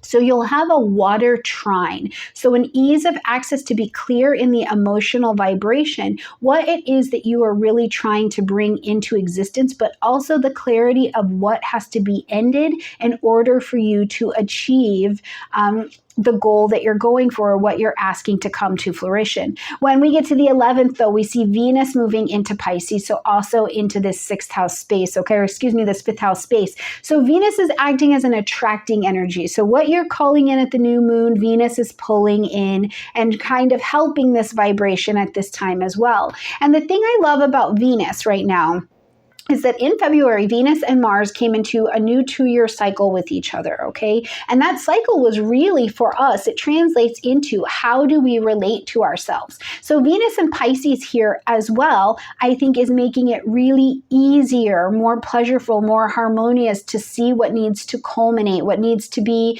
in everything that you've done and that you've lived and you've learned, Scorpio. Where do you need to bring all of those lessons together? That is the energy of Pisces, right? It's the culmination of everything I've learned, and then how do I assimilate that and release what doesn't need to be here. The other thing is that Venus, because it's an attracting in energy here, you could just be attracting pleasure, play, creativity, bring out those watercolors, do that dancing, you know, put on a little Jack Harlow if that's where you're at with your life, but let the pleasure happen. And the same could be coming in for concepts around your children. Even if your children are older, do they have something exciting or creative going on, and you're sharing this experience, or it is a possibility that you could be. Last lens, and I think this is really important, is if you have a creative skill or a calling or a talent, maybe you paint, you draw, you're an actor, actress, something like that, Venus could be pulling in opportunities for you to fifth house, take the risk to express that craft or that art out loud, and there could be some financial benefit to that as well. Okay, when we get to the 19th, we're going to see the sun move into the vibration of Aries. So now the 6th house is lit up and we've got light, heat, life, and vitality happening here. So you are motivated now. This is where your attention is going to start to be peaked to your health, to your wellness. Now, I say this every year at this time. You can literally go back to my other videos. This is the time of year for you, Scorpio, where I want you also in your health routine paying attention to what's going on with your head. You know, it's Aries energy. What's happening here? Where are you needing to like put your head down and go through something, or where are you looking at in your health? What is the health quality of your brain? Well, how are you talking to yourself? What's that daily conversation and things like that? Or maybe there are things happening to the face and you're needing to pay a bit more attention to that. Whatever it is, the sun here in your daily routine that can help to also bring more joy, more pleasure into your life, into your world, or give you the vibration and the energy of having the courage to make fresh starts. You know, maybe you're starting a new job and you've got to learn all the different pieces. And this is like a helper, I think, to that energy. But you are in your health peak for the year, okay?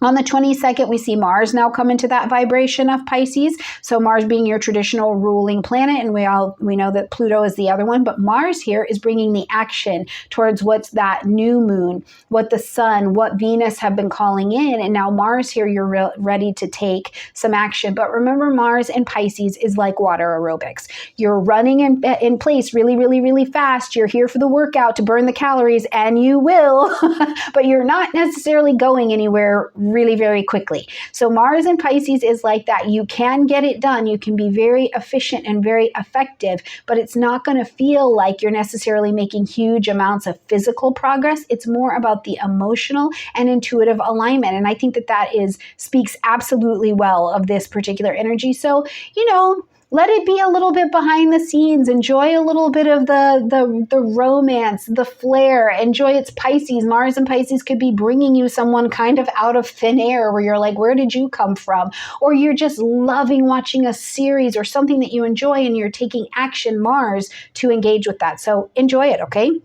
As we close out the month on the 25th, we have got that full moon lunar eclipse happening at 5 degrees of Libra. Now, again, like I said, this lights up your 12th house space, which is not insignificant at all. But the eclipsing is really this time, I think, about breaking down something that you've been working on in that 12th house space since October of 2023. And now it's like, you know, it's spiritualizing this area for you. If you brought a particular practice, philosophy, teacher, group into your life that you were learning from in a spiritual way, maybe you start to see more changes in that, or you're having even a spiritual awakening in some way, and you're like, oh, I need more of this to feed this area of my life. It's more that you're having that spiritual connection and understanding around this area. Now, that in and of itself is significant, but it's nothing that makes me feel like, you know, run for the hills, you're going to have the shakeup of your life or anything like that. But it is something I would say that there is a relationship that seems to be coming to an end or attempting to come to an end because spiritually you don't have the connection to it anymore. So other things I think of are really, truly, where have you made peace and given forgiveness to people, places, and things in your life? And so you're able to no longer have that cord connecting you there. You know, where have you lost that space of the delusion of the romance that could be, you know, well, we could have been great. Maybe I didn't marry the right person. Maybe I didn't make the right choices in life. And instead you have peace around the life that you are living today and an accountability for the decisions you made. And that brings the peace, right? There's a lot of forgiveness and culmination and assimilation that comes with that. energy, and then the Libra there, also the South Node continuing to travel through that vibration of Libra, is making it easier for you to detach from the relationship of it and let these things kind of culminate. So whatever it is for you, please interact with me in the comment section down below, Scorpio. Let me know what this is manifesting for you in your actual life as we travel through March.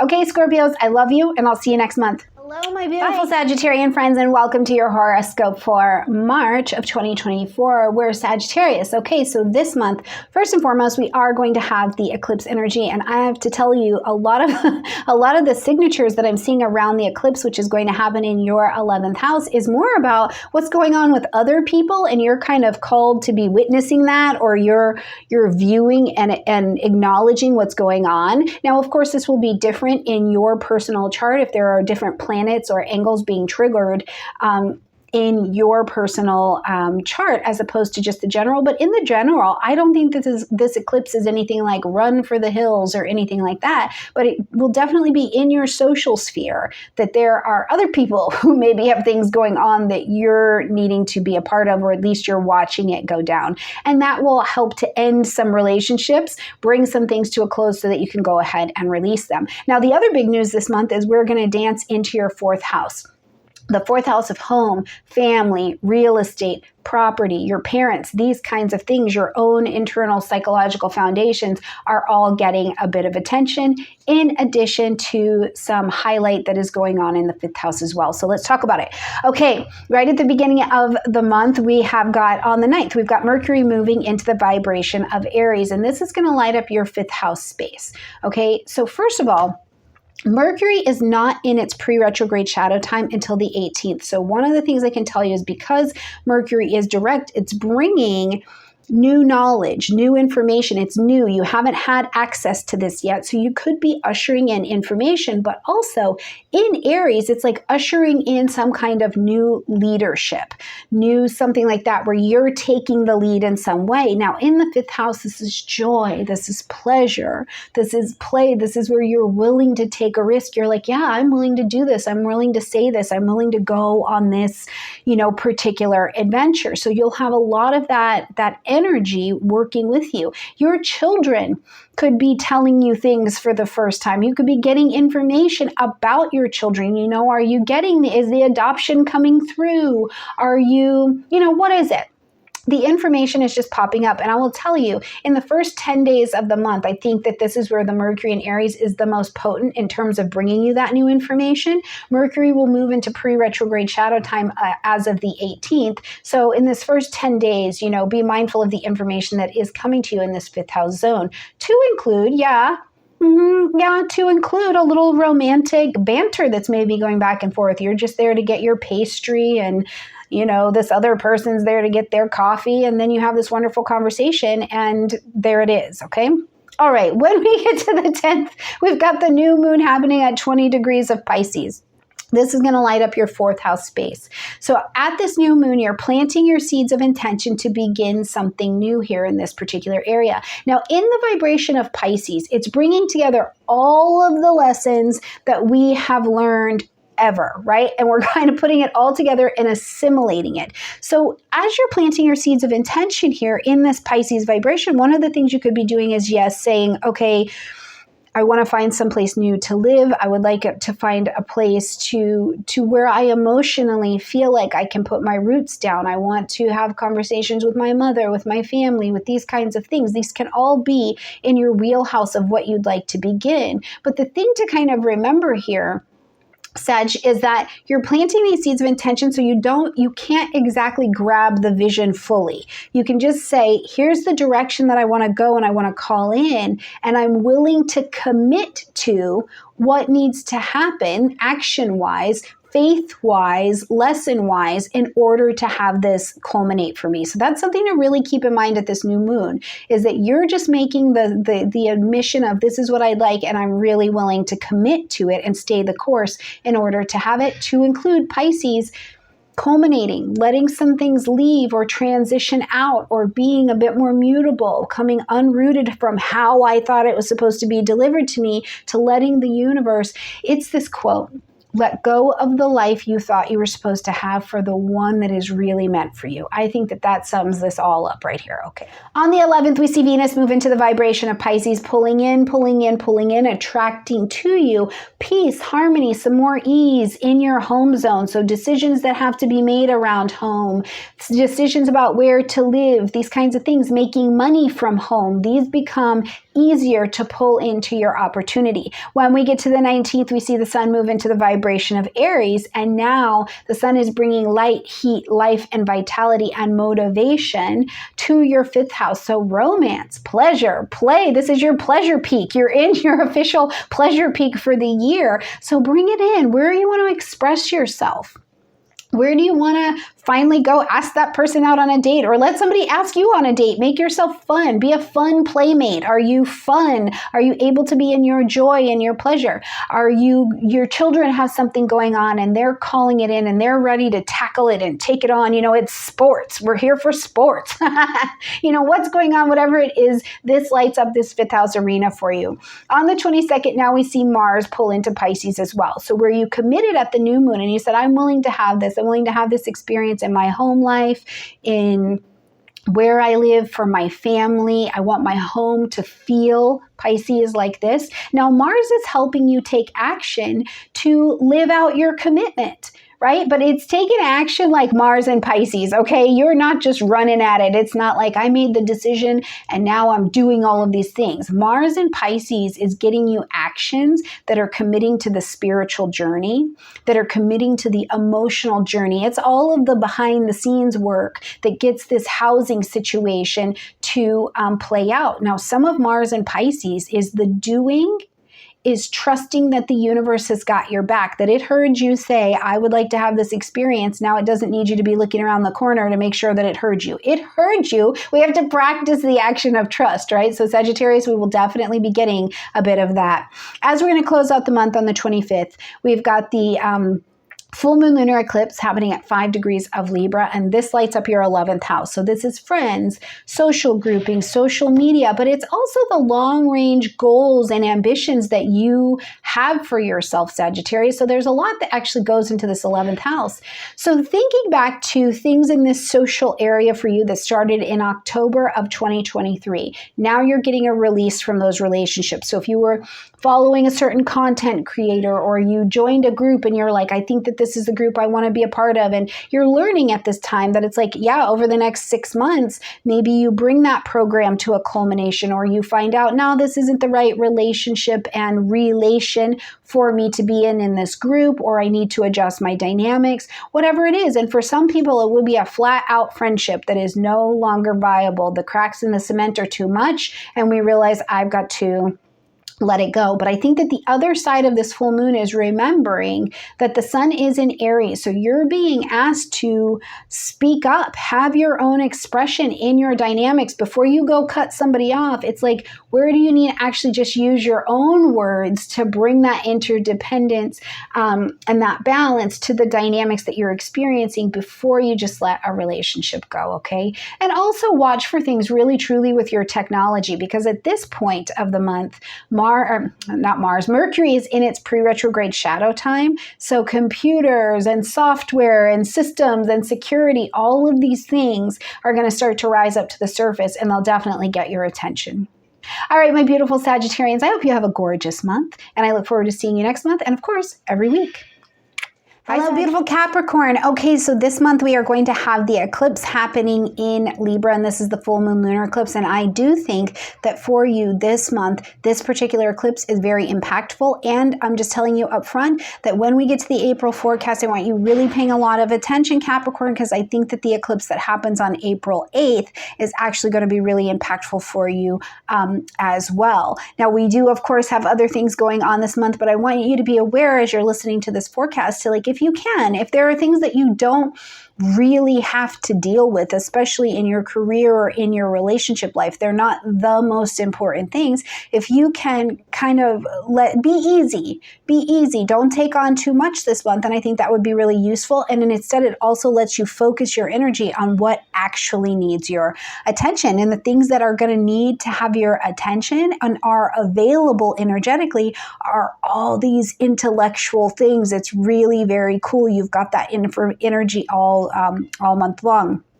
So as we get here on the 9th, we've got Mercury moving into the vibration of Aries. Now, this is actually going to light up your 4th house space, okay? Mercury is not in its pre-retrograde shadow time until the 18th. So what it gives me the signature of is that Mercury is bringing new information. You've not had this information. It's brand new for you to use and be able to make use of. But in Aries, it's ushering in new leadership. So literally, Capricorn, in your home, I'm thinking about, first of all, are you stepping into a new leadership role, or your voice is having to be the new leadership role in your house, in your household? Are you having to speak up to the HOA and you're like, telling them whatever, right? You're having to use your voice in a very big kid kind of way. But the other thing I thought was really cool about this is, like, where are you you're becoming the expert voice on something, but it feels very homegrown. You're like, this is just coming from my experience, and you're telling or you're talking to people about it. So whatever it is, if you're having to speak up for a contract or for a will or a trust or something like that, for a parent or a family member, you're the big voice to negotiate it. Mercury is bringing in that new leadership, okay? When we get to the 10th, we've got a new moon at 20 degrees of Pisces, and I just love this, because as Pisces season has been in play, your intellectual pursuits are available. If you write, you teach, you are going to school, but you're in school for something that is below college, okay? So like the little kids, or if you're starting something new for the first time, you're training, whatever it is, the intellectual space of you is really well lit up. It's a great time for you to be taking classes. So here at this new moon at 20 degrees of Pisces, plant your seeds of intention. What do you want to learn, or what do you want to share? The other thing I can think of is that, who do you want to be in your network so that you can learn and share, and who do you need to release so that you can have the appropriate network that is not only intellectually really in good alignment with you, but they're the kind of groups, the kind of learning, the kind of teaching that connects the head and the heart. It gets these two things in really strong alignment. So whatever it is, and maybe you're even learning more esoteric things, or the mental, spiritual connection, something like that. I really, really think that this is a beautiful vibration for you. But remember, at the new moon, you're saying, I would like to experience this, and I'm committing to the emotional journey it also takes to unfold it and bring it into my life, okay?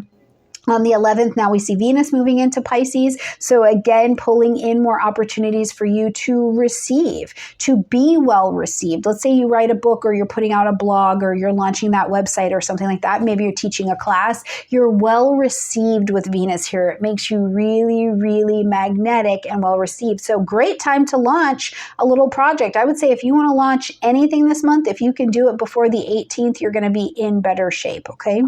On the 19th, now we see the sun moved here into this vibration of Aries, and this is back down, lighting up the 4th house space for you. So again, you're speaking to, or there's like a change in dynamic here with what's going on, with how you're needing to show up. You're needing to take a leadership role, is simply what it is. In your house, in your home, you are having to move into this leadership role. So please let me know, Capricorn, in the comment section down below, what is that for you? What is it that you're taking this, I'm at the head of it? It could be, you're being a representative, you're speaking for a parent or someone that you are in guardianship of in some way. Okay, when we get to the 22nd, now Mars is in this vibration of Pisces. So all of these things that you've been wanting to do around your intellectual pursuits, really Mars is giving you the umph and the energy to get them done. But remember, in Pisces, it's not being done very quickly. More so than anything, it's like what you're able to do is really assimilate what's going on intellectually and emotionally, more so than like just taking on something physically and it's just working itself out, okay? As we're closing out the month, on the 25th, we have got that full moon lunar eclipse happening at 5 degrees of Libra. And like I said, I think that this one is particularly impactful for you. Now, first and foremost, it is lighting up the top of your chart. So it lights up the 10th house space. So in the 10th house, we're talking about career. We're talking about reputation that we call you in public. We're talking about your soul level calling. So with this eclipse, it is blotting out or resetting relationships that you have in this area or to this area. Okay. So one of the things you can do is go back into your life into October of 2023 and what was going on around you, your world for career then. What did we know you as in public? Because as much as this can be just, you know, if you're in a poor relationship with your relationship with your employer, if there's too many cracks in the cement and it can't be fixed, absolutely the relationship is likely over the next 6 months to go on ahead and start to fall out or end altogether, right? But if it's just like, I just don't like the way I've been doing my work, or I need a new, like you need new strategy and tactics to put behind what you're doing, that's what this eclipse is going to be good for. But you would have likely started to notice it back in October, and now you're able to make those changes. You know, this could be the rebrand. Your business is getting a little lift. And also think about it in terms of the name that we call you in public. Do we call you married? Do we call you single? Do we call you grandma? What do we call you in public? Because something about how you've been doing things is changing the dynamic of how you can continue to do those things. The other thing I think about in the 10th house, especially right now, we are heading so much towards this Jupiter-Uranus conjunction that is going to shift things in the world. So truly, in your particular life or your industry, are there government regulations that are changing things that are happening for you in your industry? Is your company having to respond to some things? But the eclipse, whatever can't be here anymore, will wipe it out. Now, eclipses always draw our attention to what is going on in the root of our relationships in general as well. So I've said it before, but if the relationship that you're in or something that's going on there, something needs to be revealed about the dynamic of it, you will see it. And if the relationship can be saved, it'll weather the storm. And if not, it'll be let go. But the thing to be mindful of here, Capricorn, is to remember that while the moon, this eclipsing, is happening in Libra, the sun is over in Aries. So before you cut something off and let it go or pretend that it is the fault of this thing over here, take an opportunity to look at where you have to Aries into your own situation, where you have to go, well, I have to use my voice. I have to get my home in order, right? But so that I can create an interdependence, bring balance into this relationship, not just have it be so much we. I have to see where I can also add me. And then if that's also being done and the relationship can't be salvaged, whether it's with work or another person, then you know with full consciousness, full open heart that it was cool to let it go.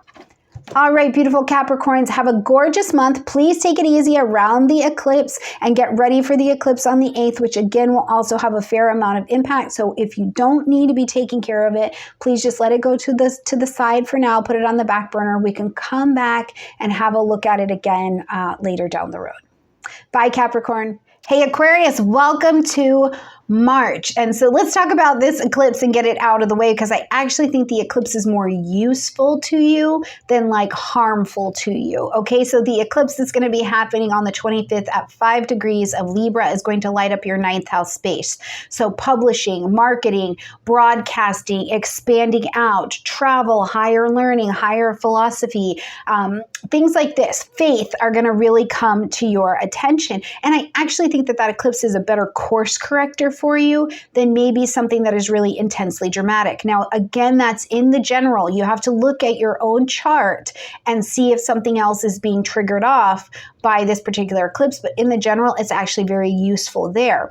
The thing that it makes me think about for you is that this month, and especially, you know, at the end of March moving forward, is that you may also need to have, Aquarius, some real course corrections in your healthcare plans, right? Something going on, because this is still a lunar event. So we need to see where the lunar energy is heavy in your chart. And we're going to look at what are the healthcare things that are going on in your life. So if there are some course corrections, or you're waiting for a scan or a test or something like that, I would be paying a little bit more attention to that. Other than that, this eclipse in the general, I think is actually very useful for you, not so like, anything like that.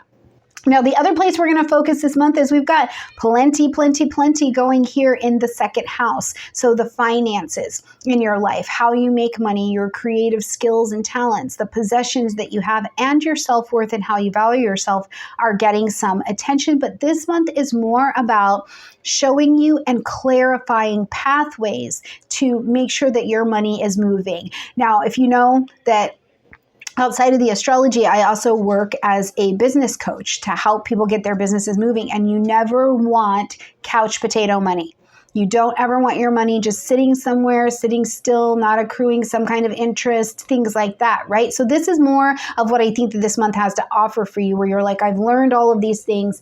Now I can make sure that that money is in motion. Okay, let's talk about this. So on the 9th, we've got Mercury moving into the vibration of Aries, lighting up your third house space. So bringing new information and attention to all of your intellectual pursuits, anything you wanted to learn, if you wanted to write something, if you wanted to teach something, you're taking a course, whatever that is, Mercury's bringing new information. And in Aries, it's about new leadership. So if you did have a course that you wanted to sign up for, something you wanted to teach, or you're putting your website up, I would get that into motion before we get to the 18th, because on the 18th, Mercury is going to enter into pre-retrograde shadow time, and then things start to kind of get in the motion of being held into the pipeline. So if you can launch things before that, I think the wind is definitely in your sails. This eclipse will also help that.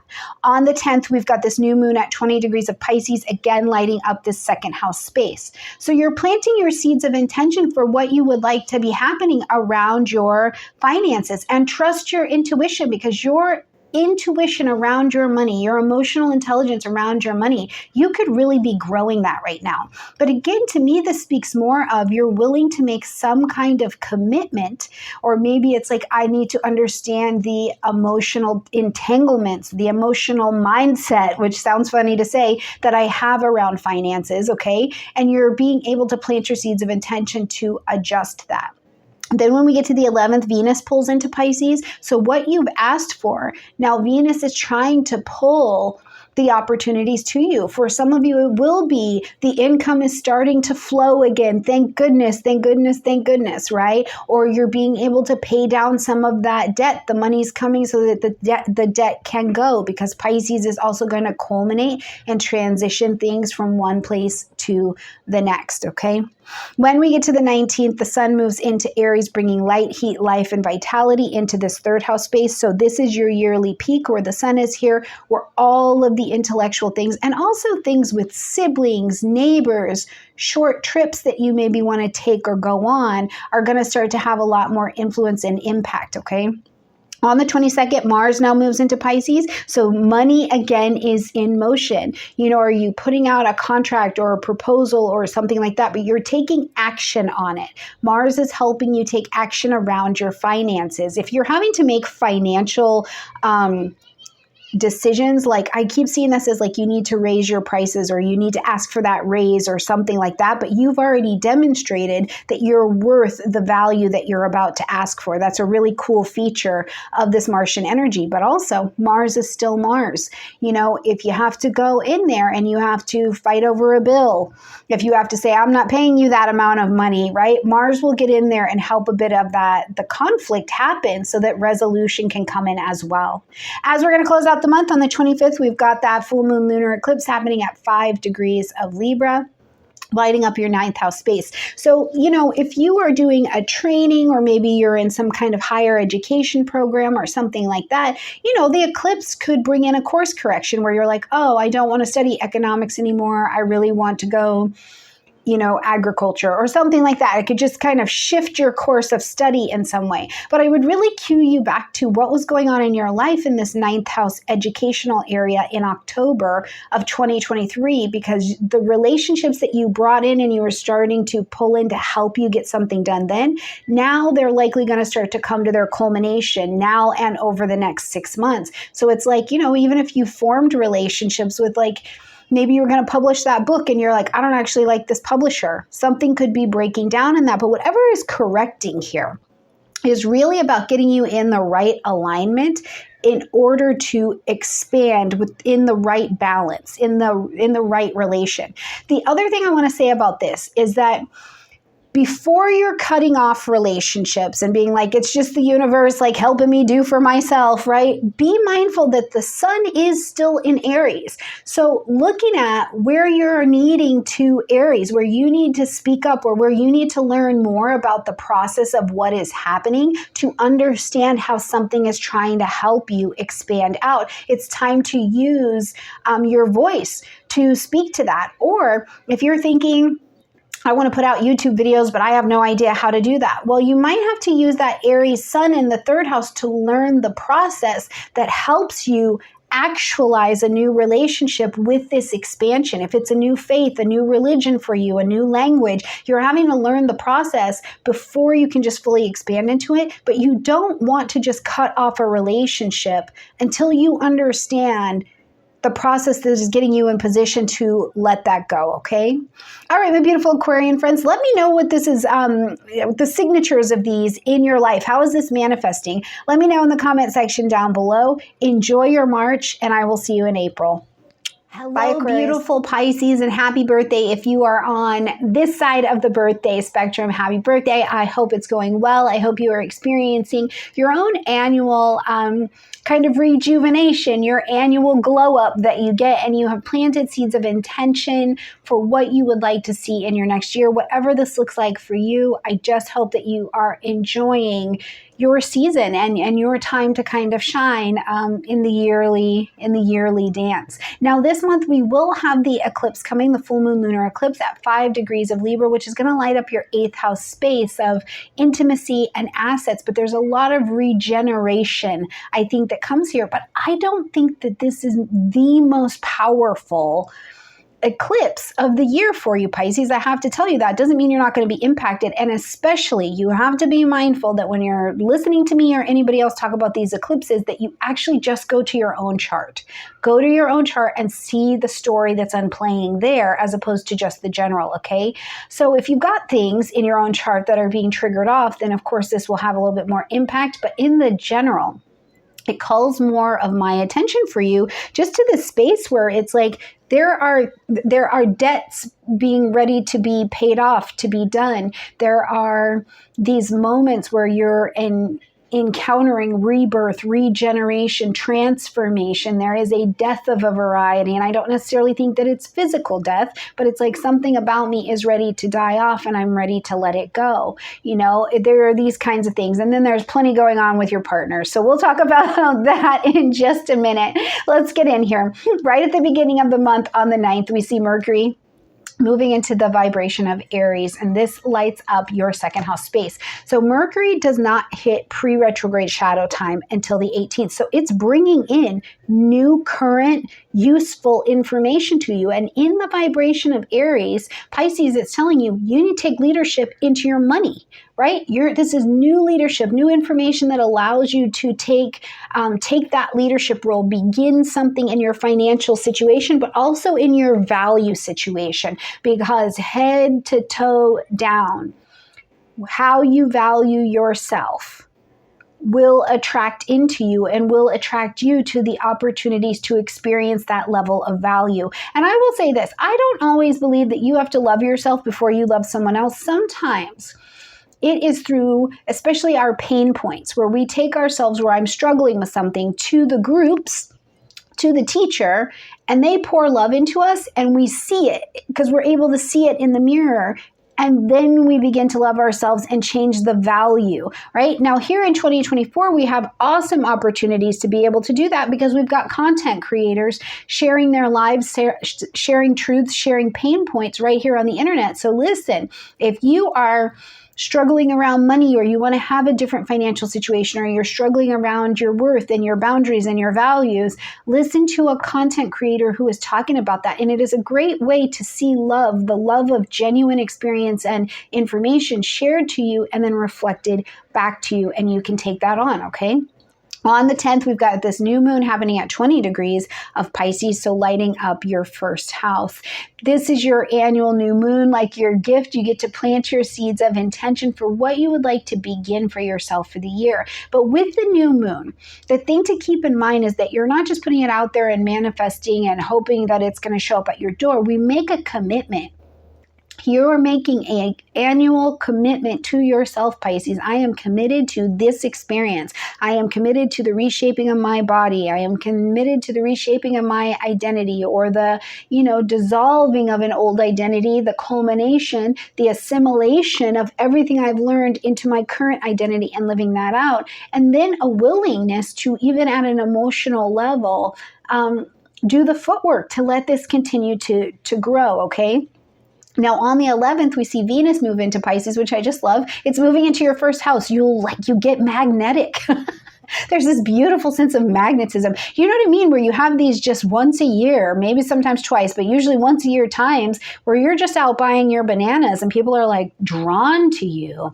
That's Venus and Pisces. So it's a great time to enjoy the glow up, do potions and lotions, put a little something on your face, take care of your skin, love on your body, attract that beauty, but also take yourself out into the world and let your value go with you. Carry into every situation that you are experiencing the depth of understanding your own value and self-worth, and then let that emanate out of you and let Venus pull the attraction of that emanation into you. It's a really fantastic energy for drawing towards you exactly what you would like to experience. On the 19th, we have got the sun now moving into the vibration of Aries, bringing light, heat, life, and vitality. So now this is going to be the annual ta-da around finances for you. As we get to this point in the month, we're going to bring your attention for the next 4 weeks to finances, how you make money, what is going on with your money, do you have a budget? And you're going to have to move towards it, but you're moving towards it with a very different identity and perspective, right? We've also had the node and Chiron traveling through Aries. So really, truly, the way that you function is not so much through the lens of an old identity. It's a brand new version of yourself. So I'm really thrilled to see what you do and what you put out with this new identity. As we get to the 22nd, we're going to see Mars now move into the energy of Pisces. So it's Mars in your, Brody's here for us. It's Mars in your first house. So you're doing things, you're able to be busy. One thing I will say is that sometimes Mars in the first house creates a lot of energy. So you do, Pisces, want to make sure at this point in the month that you are getting that extra Martian energy out of your body, whether it's yoga, breathing, running, whatever you do physically that you're into, expel it out, because Mars can also bring a fair amount of inflammation into the body. So ease up on the sugar, ease up on the things that bring inflammation into your space, whatever that happens to be. And if you have some pre-existing conditions that are based in that inflammation, you maybe want to, put your little castor oil on and help yourself along with this particular energy, but also enjoy the benefits of it.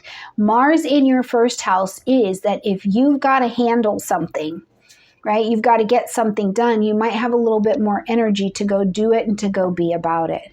As we're going to close out this month on the 25th, we've got the full moon lunar eclipse at 5 degrees of Libra, and this is lighting up that 8th house space. So I'm telling you, these themes of regeneration, transformation, intimacy, assets, these all come right to your table, but it's your ability to walk with them and to move with them, I think, is just really high at this time. And it's more so in the 8th house. It could be your partner has something going on, or the source that you are connected to has something going on, and you're having to shift and to adjust in that relationship around that. It's not so much that you have something going on, it's that that other resource has something going on, okay?